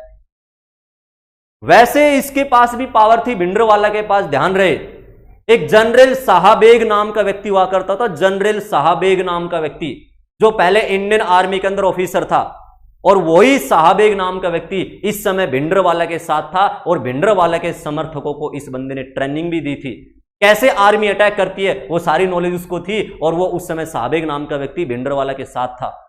तो भिंडरवाला के पास भी एक तरह से पूरी पावर चाहिए, ध्यान रहे, हथियारों का जखीरा भी था, और पूरी इसके पास आर्मी से एक्शन कैसे लिया जाए वो भी इसके पास पूरी एक तरह से नॉलेज वाले बंदे बैठे हुए थे। तो इसने पूरे श्रद्धालुओं को ढाल बनाया, ना खुद आया और ना ही मंदिर से श्रद्धालुओं को एक तरह से आने दिया। अब क्या करे, आर्मी ने एक्शन लिया, और जो ये अकाल तख्त है, इस भिंडरवाला को अकाल तख्त से निकालने के लिए, ठीक है, इंडियन आर्मी ने इस समय एक्शन लिया और यहां पर अटैक किया। ठीक है, ऑपरेशन ब्लू स्टार जो मैं बता रहा था। अब जो अकाल तख्त है, देखो धार्मिक केंद्र है मेन, ठीक है, इस समय भारतीय फौज को लीड करने वाला, अगर मैं आपको एक व्यक्ति बताऊं जो इंडियन आर्मी को इस समय एक तरह से लीड कर रहा था, वो आप सभी शायद इस पिक के माध्यम से समझ गए होंगे। जब भारतीय फौज ने, जब इंडियन आर्मी ने ऑपरेशन ब्लू स्टार को अंजाम दिया था, तो उस समय भारत के एक मेजर जनरल हुआ करते थे, मेजर जनरल कुलदीप सिंह बरार, जैसा कि आप लोग स्क्रीन में देख रहे होंगे। तो मेजर कुलदीप सिंह बरार इस पूरी फौज को लीड कर रहे थे इस हरमिंदर साहिब के प्रांगण के दौरान, जैसे कि आप लोग यहां पर देख रहे हो। ये इस समय अपने बड़े और जो ऑफिसर है छोटे, उनसे बातचीत भी कर रहे हैं। ठीक है, तो आर्मी ने यहां पर एक तरह से एक्शन लिया, लेकिन यह नहीं पता था उस समय आर्मी ने कि इनके पास इतने घातक हथियार हो सकते हैं भिंडरवाला के पास। तो हमारे इंडियन आर्मी ने यहां पर टैंक बुलाए और यहां पर भिंडरवाला के जो समर्थक थे इनके खिलाफ अटैक किया। ठीक है, भिंडरवाला के समर्थक के साथ अटैक किया। यहां पर ये नुकसान भी हुआ था। ये बाकी आर्मी जो एक्शन था वो व्यू आपको इतना ज्यादा बताने की जरूरत नहीं है, बाकी आप लोग इसको जूम करके देख भी सकते हो कैसे कैसे क्या घटना हुई थी। ठीक है, ये सारी चीजें। ठीक है, अकाल तख्त को इस समय नुकसान तो हुआ था, लेकिन भिंडरवाला और जो भिंडरवाला का एक साथी था साहबेग सिंह नाम का, जो कभी पहले इंडियन आर्मी के अंदर ऑफिसर भी हुआ करता था, तो भिंडरवाला और साहबेग सिंह इसके अंदर एक तरह से उड़ा दिया गया था। यानी इंडियन आर्मी ने इस भिंडरवाला को ऑपरेशन ब्लू स्टार के दौरान मार दिया गया था। इस समय हमारे इंडियन आर्मी को भी नुकसान हुआ था। हमारे देश के उस समय एक रिपोर्ट के अकॉर्डिंग 83 यानी 83 हिंदुस्तान के आर्मी के जो जवान थे वो इस समय शहीद हो गए थे। 83 आर्मी जवान शहीद हो गए थे और 248 के समथिंग हमारे जवान इस समय घायल हो गए थे। लेकिन जो आतंकवादी था भिंडरवाला, उसको आर्मी ने यहां पर मार गिराया, साहबेग सिंह को भी मार गिराया और काफी इसके समर्थक भी इस समय मारे गए। लेकिन यहां पर नुकसान खूब हुआ था, जैसे कि मैंने आपको बताया था धार्मिक स्थल था यह अकाल तख्त। इस अकाल तख्त को भी काफी नुकसान हुआ था। कुछ ग्रंथ जो थे अकाल तख्त के अंदर रखे हुए थे, धार्मिक ग्रंथ, वो भी इस समय जल गए थे एक्शन के दौरान, अटैक के दौरान। तो काफी यहां पर एक तरह से घटना हुई थी और अकाल तख्त को यहां पर भारी नुकसान हुआ था। टेंपल को भी काफी नुकसान हुआ था और इसी से पूरी दुनिया में एक रोष उत्पन्न हो गया था कि सिखों के धार्मिक स्थल पर यह एक तरह से ऐसी अंजाम, ऐसी घटना क्यों दी जा रही है। मैं आपको एक बताना चाहूंगा, इंडियन आर्मी के अगर रूप में देखें तो 101% ये हमारा ऑपरेशन ब्लू स्टार बिल्कुल सफल हुआ था, लेकिन कहीं ना कहीं राजनीतिक तरीके से ये असफल हो गया था। ठीक है, वो सारी चीजें हम बात करेंगे। लेकिन ऑपरेशन ब्लू स्टार ये इंडियन आर्मी ने जिस उद्देश्य से एक तरह से यहां पर एक्शन लिया था वो कंप्लीट अपना उद्देश्य किया था। भिंडरवाला के समर्थकों को या तो बाहर निकालना था या उसको ना निकल तो उसको मार उड़ाना था। तो भिंडरवाला को मारा, उसके साथियों को मारा। इंडियन आर्मी ने अपना बखूबी यहां पर काम बढ़िया किया और operation Blue star Indian army ने बिल्कुल सफल बनाया था 1984 के अंदर। लेकिन कहीं ना कहीं अगर आप एक साइड में और जाओगे, थोड़ा सा राजनीतिक पॉइंट में जाओगे, तो ये उस समय इंदिरा गांधी की सरकार थी और उस समय ये एक राजनीतिक तरीके से देखा जाए तो उस समय ये लोगों ने कहा कि ऑपरेशन एक तरह से फेल हो गया था। इसके बाद पूरी दुनिया में एक रोष उत्पन्न हो गया था कि अकाल तख्त पर इतना भारी अटैक हुआ है, उसके जो प्राचीन जो ग्रंथ थे उनको जला दिया गया है। तो लोगों में कहीं ना कहीं रोष उत्पन्न हो गया था और वो उस समय स्वाभाविक था उनका भी थोड़ा सा रोष, क्योंकि उनकी धार्मिक जो स्थल है उसको वहां पर एक तरह से ठेस पहुंची है। तो इससे पूरे जो सिख धर्म के जो उस समय लोग थे कुछ ना कुछ एक तरह से यहां पर ये ऐसी भी प्रॉब्लम होने लगी और आपने देखा होगा। अब इसका जो ये ऑपरेशन ब्लू स्टार हुआ था, इसके जो ऑपरेशन के फॉल आउट क्या थे, यानी क्या घटना इसके बाद हुई थी, वो सारी चीजें आपने शायद अगर सुना हो तो, जैसे कि मैंने देखा था राजनीतिक तरीके से थोड़ा सा ये एक तरह से माइनस हुआ था। यानी इसके कुछ दिन बाद ऑपरेशन ब्लू स्टार कब से कब तक चला था, 8 जून तक, ये आपको पता है ना। लेकिन अक्टूबर का समय आपने सुना होगा 1984 में 31 अक्टूबर सन 84, 31 अक्टूबर 1984 को श्रीमती इंदिरा गांधी जो कि उस समय देश की प्रधानमंत्री थी, उसी के गार्ड ने, जो कि सिख लोग थे वो भी उन्हीं के गार्ड ने, इंदिरा गांधी के गार्ड ने उनको गोली से उड़ा दिया था। और उस समय 31 अक्टूबर 1984 को भारत की पहली महिला प्रधानमंत्री का देहांत भी हो गया था पद पर रहते हुए। तो एक तो जो उसका फॉल आउट था, एक तो मैंने आपको बताया 1984 में देश की प्रधानमंत्री इंदिरा गांधी को जो उसके गार्ड थे उन्होंने उसको उड़ा दिया गया था, काफी रोष था सिखों में उस समय। दूसरा, एक कनाडा में आपने शायद सुना होगा मॉन्ट्रियल नामक एक जगह कनाडा के अंदर, ठीक है, मॉन्ट्रियल, ठीक है, कनाडा के अंदर एक मॉन्ट्रियल नामक जगह है। तो मॉन्ट्रियल से दिल्ली एक जहाज हुआ करता था, एरोप्लेन हुआ करता था, कनिष्क नाम का जहाज। तो वो हिंदू यात्रियों को लेकर कनाडा के मॉन्ट्रियल से 1984 में दिल्ली आ रहा था, उसमें काफी संख्या हिंदू लोगों की थी। तो उस समय इस पूरे के पूरे जहाज को उड़ा दिया गया था और काफी लोग इस जहाज के अंदर मारे गए। तो देखो जो ये ऑपरेशन हुआ था, ऑपरेशन ब्लू स्टार, इसके बाद काफी एक तरह से घटना हुई थी। मैं क्या कह रहा हूं, इस ऑपरेशन के बाद 31 अक्टूबर 1984 को इंदिरा गांधी की हत्या कर दी गई थी और एक कनिष्क नाम का फ्लाइट हुआ करता था, कनिष्क नाम का फ्लाइट। तो 1985 में, यानी इस ऑपरेशन के कुछ दिन बाद ही सन 1985 में इस पूरे कनिष्क नाम के एरोप्लेन को बम से उड़ा दिया गया था, जिसमें 329 हिंदू लोग मारे गए थे। जो ये एरोप्लेन है ये इंडिया आ रहा था, कनाडा से, मॉन्ट्रियल जगह है कनाडा में, तो मॉन्ट्रियल से दिल्ली आ रहा था और इस एरोप्लेन को बम से उड़ा दिया गया था। समझ जाओगे। इसके कुछ समय बाद और ऑपरेशन के फॉल आउट अगर मैं आपको बताऊं तो एक जनरल हुआ करता था एएस वेद्या नाम का, मैं आपको बता दूं एएस वेद्या, एएस वेद्या, ये पता कौन है? जब 1984 में हमने ऑपरेशन ब्लू स्टार को यह अंजाम दिया था, ऑपरेशन ब्लू स्टार ये सफल हुआ था ना, तो उस समय भारत के आर्मी जो चीफ है, जनरल आर्मी के आर्मी जो प्रमुख थे वो थे एएस वेद्या। तो 1984 में जब ऑपरेशन ब्लू स्टार हुआ था तो इस ऑपरेशन ब्लू स्टार के समय हमारे आर्मी के जनरल हुआ करते थे जिसका नाम था एएस वेद्या, और इस एएस वेद्या जी की भी 1986 में हत्या कर दी जाती है। ठीक है, तो देखो ऑपरेशन ब्लू स्टार के बाद क्या क्या घटना हो रही है। इंदिरा गांधी का उस समय एक तरह से डेथ हो गया था, जिस समय ऑपरेशन चलाया गया तो उस समय इंडियन आर्मी के चीफ हुआ करते थे एएस वेद्या। तो एएस वेद्या सन 1986 में एएस वेद्या की हत्या कर दी गई। 1985 में 329 लोग एक एरोप्लेन में जो आ रहे थे कनाडा से इंडिया, उस एरोप्लेन को उड़ा दिया गया था और उसमें हमारे देश के काफी लोग उस समय मारे गए थे। तो ये सारे फॉल आउट इसके बाद हुए थे, ये चीजें मैं आपको बता रहा हूं, समझ जाओगे, क्लियर। तो ये सारी घटना हो रही थी। अब इंदिरा गांधी की डेथ जैसी हुई तो इसके बाद भारत में आपने सुना होगा ये एक मेन घटना और हो गई थी, भारत में जो सिख दंगे है वो उस समय सिख दंगे भी हो गए थे। ठीक है, सिख दंगे आपने शायद सुना होगा 1984 के दौरान, बाकी इसके ऊपर काफी फिल्म भी है, ठीक है, जिसमें लगभग 3000 सिख मारे गए थे।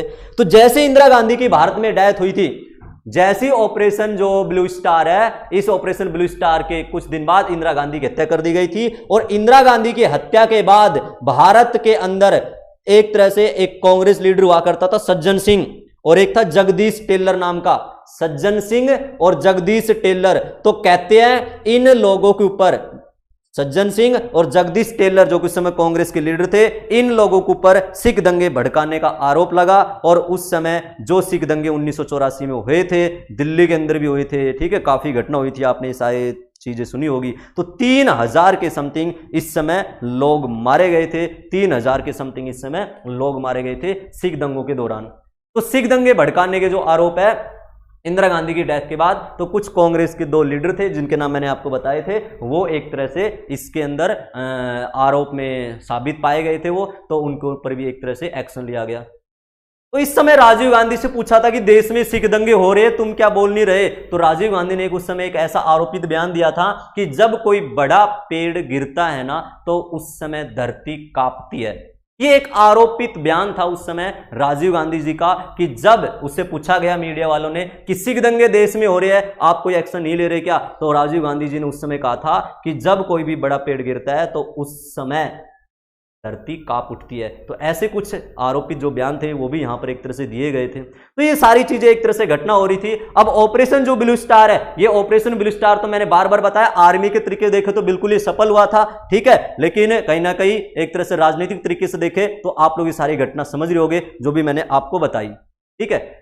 बाकी इनके नाम मैंने आपसे बता दी है। जब ऑपरेशन ब्लू स्टार हुआ था तो ऑपरेशन ब्लू स्टार के दौरान हमारे इंडियन आर्मी को लीड कर रहे थे पंजाब में, तो उनका नाम क्या था वो मैंने आपको उनका नाम अभी थोड़ी देर पहले बताया है, वो आप लोग समझ रहे होंगे, Major General Kuldeep Singh Brar. Major General Kuldeep Singh Brar Operation Blue Star के दौरान इंडियन आर्मी को लीड कर रहे थे। और उस समय हमारे इंडियन आर्मी के अगर प्रमुख की बात करें, इंडियन आर्मी के चीफ की बात करें तो एएस वेद्या उस समय इंडियन आर्मी के चीफ हुआ करते थे, ये आप लोग समझ सकते हो, ठीक है। लेकिन ये सारी घटना तो होगी थी, बट फिर भी कुछ ऐसे समर्थक हुआ करते थे जो अब भी, कुछ ऐसे समर्थक थे खालिस्तान के जो अब भी गोल्डन टेंपल में छुपे बैठे थे या पंजाब में अपनी गतिविधियों का अंजाम दे रहे थे। ऐसी सारी घटना हो रही थी, मतलब कंप्लीट तरीके से खालिस्तान के समर्थकों का भी सफाया हुआ नहीं था। कुछ ऐसे और थे बदमाश लोग, कुछ ऐसे आतंकवादी और थे जो अभी भी एक तरह से कहीं ना कहीं छुपे हुए थे। तो हिंदुस्तान के अंदर क्या हुआ, ऑपरेशन ब्लू स्टार की सफलता के बाद भारत में कुछ ऑपरेशन और चलाए, तो इनका एक कंप्लीट तरीके से सफाया करने के लिए कुछ ऑपरेशन और चलाए गए थे। और जो ऑपरेशन और चलाए गए थे ना, उसका नाम मैं भी आपको बता सकता हूं, आपने शायद एक ये सुना होगा, ऑपरेशन ब्लैक थंडर। एग्जाम में ऑपरेशन के क्वेश्चन काफी बार आते हैं, ध्यान रहे। ऑपरेशन ब्लैक थंडर की अगर मैं बात करूं तो जो कुछ खालिस्तान जो समर्थक थे, जो बचे कुचे और जो कुछ लोग बच गए थे ना, तो उन बचे कुचे खालिस्तान समर्थकों को पकड़ने के लिए हमारे देश में एक ऑपरेशन और चला था जिसका नाम रखा गया था ऑपरेशन ब्लैक थंडर। ये ऑपरेशन ब्लैक थंडर ध्यान रहे 2 चरणों में चलाया गया था। ऑपरेशन ब्लैक थंडर भारत में 2 चरणों में चलाया गया था। पहला जो इसका चरण था वो 30 मई 1986, 30 मई 1986 में ऑपरेशन ब्लैक थंडर का पहला चरण था और ऑपरेशन ब्लैक थंडर का दूसरा जो चरण है वो 9 मई 1988 यानी 1988 में चलाया गया था। जो इसका टारगेट ऑपरेशन ब्लैक थंडर का वो मैं आपको बार बार बता रहा हूं, जो कुछ खालिस्तान समर्थक पकड़े नहीं गए थे, जो मारे नहीं गए थे ब्लू स्टार के दौरान, तो उन लोगों को पकड़ना और उनको भी साइड में करना, उन लोगों को पकड़ना और उनको भी साइड में करना, ये इस एक तरह से ऑपरेशन ब्लैक थंडर का मेनली कार्य था। और ये जो ऑपरेशन है ऑपरेशन ब्लैक थंडर, ये एक आईपीएस ऑफिसर हुआ करता था, केपीएस गिल, कंवरपाल सिंह गिल, केपीएस गिल। ध्यान रहे ऑपरेशन ब्लैक थंडर एग्जाम में क्वेश्चन, ये नॉलेज के लिए याद करना और एग्जाम के लिए याद करना, ऑपरेशन ब्लैक थंडर। तो जो कुछ खालिस्तान के समर्थक बचे हुए थे उनको भी पकड़ पकड़ कर एक तरह से साइड में करना। ऑपरेशन ब्लैक थंडर 2 चरणों में चलाया गया था, वो मैंने आपको बात की है। ऑपरेशन ब्लैक थंडर, इस ऑपरेशन ब्लैक थंडर के अंदर ध्यान रहे हमारे देश में जो एनएसजी है, एनएसजी नेशनल सिक्योरिटी गार्ड, इसको भी यहां पर इन्वॉल्व किया गया था। एनएसजी के बारे में आप लोग शायद अच्छी तरह जानते होंगे, तो जो ऑपरेशन ब्लैक थंडर है इसमें एनएसजी को भी शामिल किया गया था, national security guard NSG. Operation Black thunder किसके नेतृत्व में चलाया गया था? एक आईपीएस ऑफिसर हुआ करता था, केपीएस गिल, कंवरपाल सिंह गिल, केपीएस गिल। आपने इनका नाम एक तरह से खूब सुना होगा, केपीएस गिल के बारे में। एक मेन जाने पहचाने आईपीएस सीनियर ऑफिसर हुआ करते थे केपीएस गिल। तो केपीएस गिल के नेतृत्व में ऑपरेशन ब्लैक थंडर चलाया गया था। केपीएस गिल, इनका 2017 में केपीएस गिल का वैसे देहांत हो चुका है, स्वर्गवास हो गया केपीएस गिल का। ये उस समय आईपीएस ऑफिसर थे और इसके नेतृत्व में ऑपरेशन ब्लैक थंडर चलाया गया था। और ऑपरेशन जो ब्लैक थंडर है, इस ऑपरेशन ब्लैक थंडर के दौरान मैं आपको बार बार बोल रहा हूं, एनएसजी जो होता है ना भारत में नेशनल सिक्योरिटी गार्ड, एनएसजी को यहां पर इन्वॉल्व किया गया था। एनएसजी के 300 कमांडो ऑपरेशन ब्लैक थंडर में शामिल हुए थे, लगभग 300 कमांडो। ध्यान रहे एनएसजी जानते होंगे, जो ऑपरेशन ब्लू स्टार के दौरान एक तरह से ये स्थापित किया गया था। 15 अक्टूबर सन 1984 को एनएसजी, जो आप जानते होंगे एनएसजी का गठन 15 अक्टूबर 1984 को किया गया था। वर्तमान में इसके डायरेक्टर जनरल की अगर मैं बात करूं तो अनूप कुमार सिंह वर्तमान में इसके डायरेक्टर जनरल है, अनूप कुमार सिंह। तो एनएसजी का गठन तो ध्यान रहे 1984 में, और अनूप कुमार सिंह इसके वर्तमान में डीजी है, डायरेक्टर जनरल है। और एनएसजी 1984 में जो बना था ऑपरेशन ब्लैक थंडर में, पंजाब के अंदर एनएसजी के लगभग 300 कमांडो थे। उन 300 कमांडो को इस ऑपरेशन के अंदर इन्वॉल्व किया गया था। और यह operation Black thunder KPS Gill, IPS senior officer KPS Gill के नेतृत्व में हुआ था। और केपीएस गिल आज हमारे बीच में नहीं है वैसे, क्योंकि 2017 में इनका देहांत हो चुका है। ये सारा यहां पर सफाया किया गया, जो भी कुछ खालिस्तान समर्थक बचे हुए थे। लेकिन उसी समय खबर ये भी फैलने लगी, देखो कैसे कैसे सारी चीजें चल रही है वो आप लोग समझने की कोशिश करना। एक खबर ये आने लगी कि जो पाकिस्तान की खुफिया एजेंसी है, जो पाकिस्तान की खुफिया एजेंसी है आईएसआई, इंटर सर्विसेज इंटेलिजेंस के बारे में जानते होंगे, जो ज्यादातर आतंकवादियों को पनाही देती है। ये मैं बात बोल सकता हूं, कोई पाकिस्तानी यहां पर प्रेमी होगा नहीं वैसे, ठीक है, और होगा तो भी कोई दिक्कत नहीं मुझे, क्योंकि जो चीज है रियल वही चीज मैं बता रहा हूं, आंकड़े के तहत प्रमाणित पॉइंट, यहां पर एक तरह से कोई मनगढ़ंत पॉइंट नहीं है। सारी चीजें फैक्चुअल तरीके से पूरे एक तरह से नॉलेज के अकॉर्डिंग यहां पर बताई जाएंगी। कोई भी किसी को डाउट हो तो उसके प्रमाण आपको यहां पर मिल सकती है, नो प्रॉब्लम। तो मैं बात कर रहा था आईएसआई, जो पाकिस्तान की खुफिया एजेंसी है। तो यहां पर एक खबर ये आने लगी कि जो पाकिस्तान की खुफिया एजेंसी है ना, वो हमारे हिंदुस्तान के अंदर एक ये गुप्त तरीके से काम करने लग रही है कि जो खालिस्तान के समर्थक है, इनके जो मास्टरमाइंड थे खालिस्तान के, जैसे कि भिंडरवाला वगैरह हो गया, ये तो सारे उड़ चुके हैं, ये तो मार दिए गए हैं। लेकिन कुछ लोग ऐसे एक तरह से छुटंकी वगैरह जो बचे हुए थे थोड़े बहुत, अब उनको कैसे एक तरह से गाइड किया जाए, उनको कैसे पनाह दिया जाए, कैसे उनको टारगेट किया जाए, वो उनके पास कोई संसाधन उस समय था नहीं। तो यहां पर ये पाकिस्तान की जो आईएसआई नाम की एजेंसी थी ना, ये पाकिस्तान की आईएसआई एजेंसी हिंदुस्तान के अंदर खालिस्तान मूवमेंट को एक तरह से आगे ले जाने के लिए हिंदुस्तान के लोगों का सहारा लेती है। कुछ ऐसे एक तरह से लोगों को अपने साइड में करती है जो हिंदुस्तान में दंगे भड़काने के लिए एक तरह से तैयार करने लगी। आईएसआई, ध्यान रहे पाकिस्तान की खुफिया एजेंसी आईएसआई क्या करने लगी, खबरें आने लगी कि खालिस्तान मूवमेंट जो सफाया होता आ रहा है उसको और अत्यधिक आंच देने के लिए, भारत में अशांति पैदा करने के लिए, पंजाब का माहौल बिगाड़ने के लिए आईएसआई खालिस्तान समर्थकों को ट्रेनिंग देने लगी, ऐसी खबरें आने लगी। तो अब इस समय भारत में क्या हुआ, तो अब इसका भी एक तरह से कोई ना कोई इलाज करना पड़ेगा। ये पाकिस्तान भी यहां पर बदतमीजी करने लग गया। तो भारत के अंदर एक ऑपरेशन और चला जिसका नाम रखा गया था, सारी चीजें आप लोग समझना, इसका नाम रखा गया था ऑपरेशन वुडरोज। समझना इस चीज को आप लोग, ऑपरेशन वुडरोज। ये ऑपरेशन वुडरोज क्या था, इस ऑपरेशन वुडरोज के तहत भारत में जो संदेह के आधार पर लोग पकड़े गए ना, इसमें काफी ऐसे लोग पकड़े गए थे संदेह के आधार पर जो आईएसआई से ट्रेनिंग ले रहे थे और पंजाब का माहौल खराब करने की योजना बना रहे थे टाइम टाइम पर। तो ऑपरेशन वुडरोज आप लोग समझ रहोगे, थंडरबोल्ट के बाद ये ऑपरेशन वुडरोज भी चला था। वैसे तो 1984 से एक तरह से शुरू हो गया था कि कभी जो हमारा पड़ोसी देश है वो भी इसके अंदर इन्वॉल्व तो नहीं है, कोई गड़बड़ तो नहीं कर रहा है। तो ऑपरेशन वुडरोज वैसे 1984 से और 1992 तक ये ऑपरेशन वुडरोज चला था और इस ऑपरेशन वुडरोज के दौरान काफी लोगों को संदेह के आधार पर गिरफ्तार भी किया गया था। ऑपरेशन वुडरोज के दौरान काफी ऐसे लोग थे जिनको संदेह के आधार पर गिरफ्तार किया गया था। ऑपरेशन वुडरोज हमने क्यों चलाया था, वही अभी थोड़ी देर पहले मैंने आपको बात बताई है कि कुछ समय बाद एक ऐसी नॉलेज, ऐसी खबर आई कि जो पाकिस्तान की आईएसआई एजेंसी है ना, वो कहीं ना कहीं खालिस्तान मूवमेंट को सपोर्ट कर रही है और जो ये आईएसआई मूवमेंट को सपोर्ट कर रही है तो किसी ना किसी तरह इसका इलाज किया जाए। जो आईएसआई इन समर्थकों को ट्रेनिंग दे रही थी, तो इसका इलाज करने के लिए ऑपरेशन वुडरोज चलाया गया भारत में। 1984 से 1992 के मध्य एक ऑपरेशन वुडरोज चला और इसके दौरान काफी लोगों को संदेह के आधार पर अरेस्ट किया गया, संदेह के आधार पर इसमें अरेस्ट किया गया। और यहां पर एक कुछ ऐसे बुद्धिजीवी आने लगे जो एक ये मांग करने लगे कि यहां पर मानव अधिकारों का हनन हो रहा है वगैरह वगैरह, कई लोग ऐसे सामने भी आ जाते हैं। लेकिन ये ऑपरेशन वुडरोज भी सक्सेस हो गया था और यहां पर एक तरह से 1992 आते आते 1992 आते आते जो पंजाब है उसकी हालत एक तरह से यहां पर सही होने लगी, यानी जो अशांति माहौल यहां पर एक तरह चल रहा था वो सारी चीजें यहां पर क्लियर होती गई। तो ये सारी चीजें चल रही थी।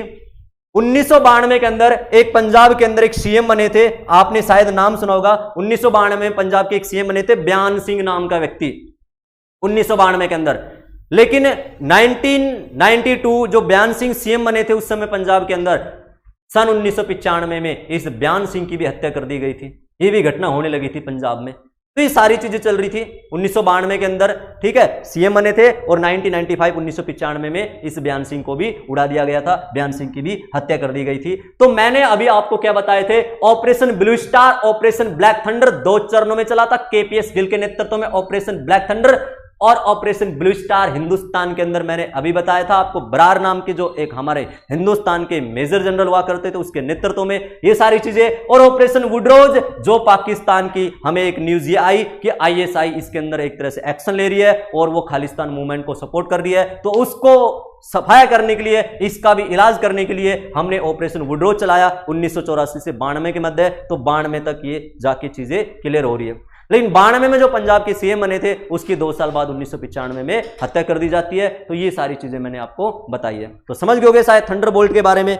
आज के अगर हम पंजाब की बात करें तो आज आप लोग देख रहे होंगे पंजाब आज हिंदुस्तान का पर्टिकुलर एक स्टेट है, कोई ज्यादा ऐसी प्रॉब्लम नहीं है, बिल्कुल शांत माहौल है, ठीक है, बढ़िया स्टेट है हिंदुस्तान के अंदर पंजाब। और भारत के अंदर जो हरमिंदर साहिब है, गोल्डन टेम्पल है, दुनिया में विश्वविख्यात है, धार्मिक के केंद्र है, अच्छे एक तरह से क्षेत्र है। बाकी आप लोग गए होंगे गोल्डन टेम्पल में, बहुत ही एक तरह से सुंदर इलाका है, ठीक है, आप लोग वहां पर जाना, सब कुछ शांति माहौल है, कोई ऐसी दिक्कत नहीं है। तो जो इतिहास में ऐसी कुछ घटना हुई थी उसके बारे में मैंने आज के सेशन में आपके सामने डिस्कस किया। आशा करता हूं ये टॉपिक आपको बहुत ही पसंद आया होगा। बाकी कोई भी आपको डाउट हो तो आप लोग वहां पर कमेंट कर देना, आपको इसका नॉलेज मिल जाएगा। तो operation Blue Star, operation Black Thunder and operation Woodrose, इनके बारे में आज हमने बात की है और कुछ इनका बैकग्राउंड हमने समझा था।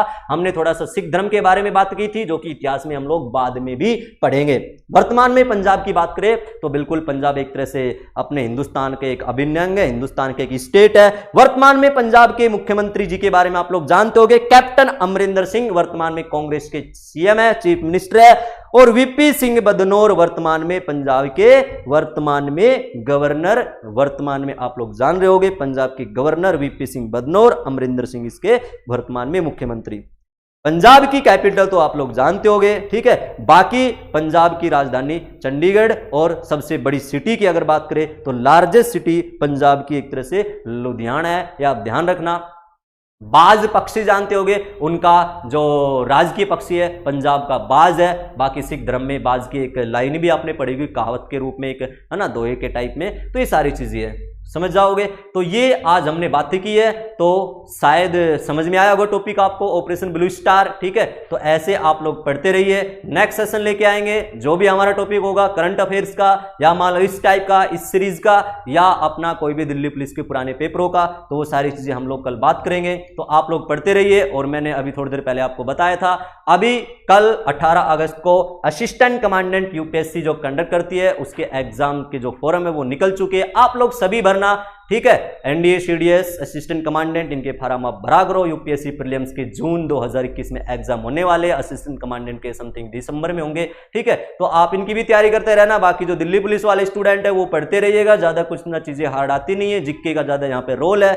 50 नंबर की जीके है, कोशिश करना 45 अबाव नंबर यहाँ पर आप लोग लो और आप मेरिट में हो। दिल्ली के अंदर हर पुलिस स्टेशन में हमारा एक तरह से स्टूडेंट वहां पर हो, ठीक है। ये मैं एक तरह से उम्मीद करता हूं, और ये उम्मीद शायद आप बरकरार रखोगे, ठीक है। तो तब तक के लिए सभी को गुड आफ्टरनून, थैंक यू, पढ़ते रहिए, थैंक यू।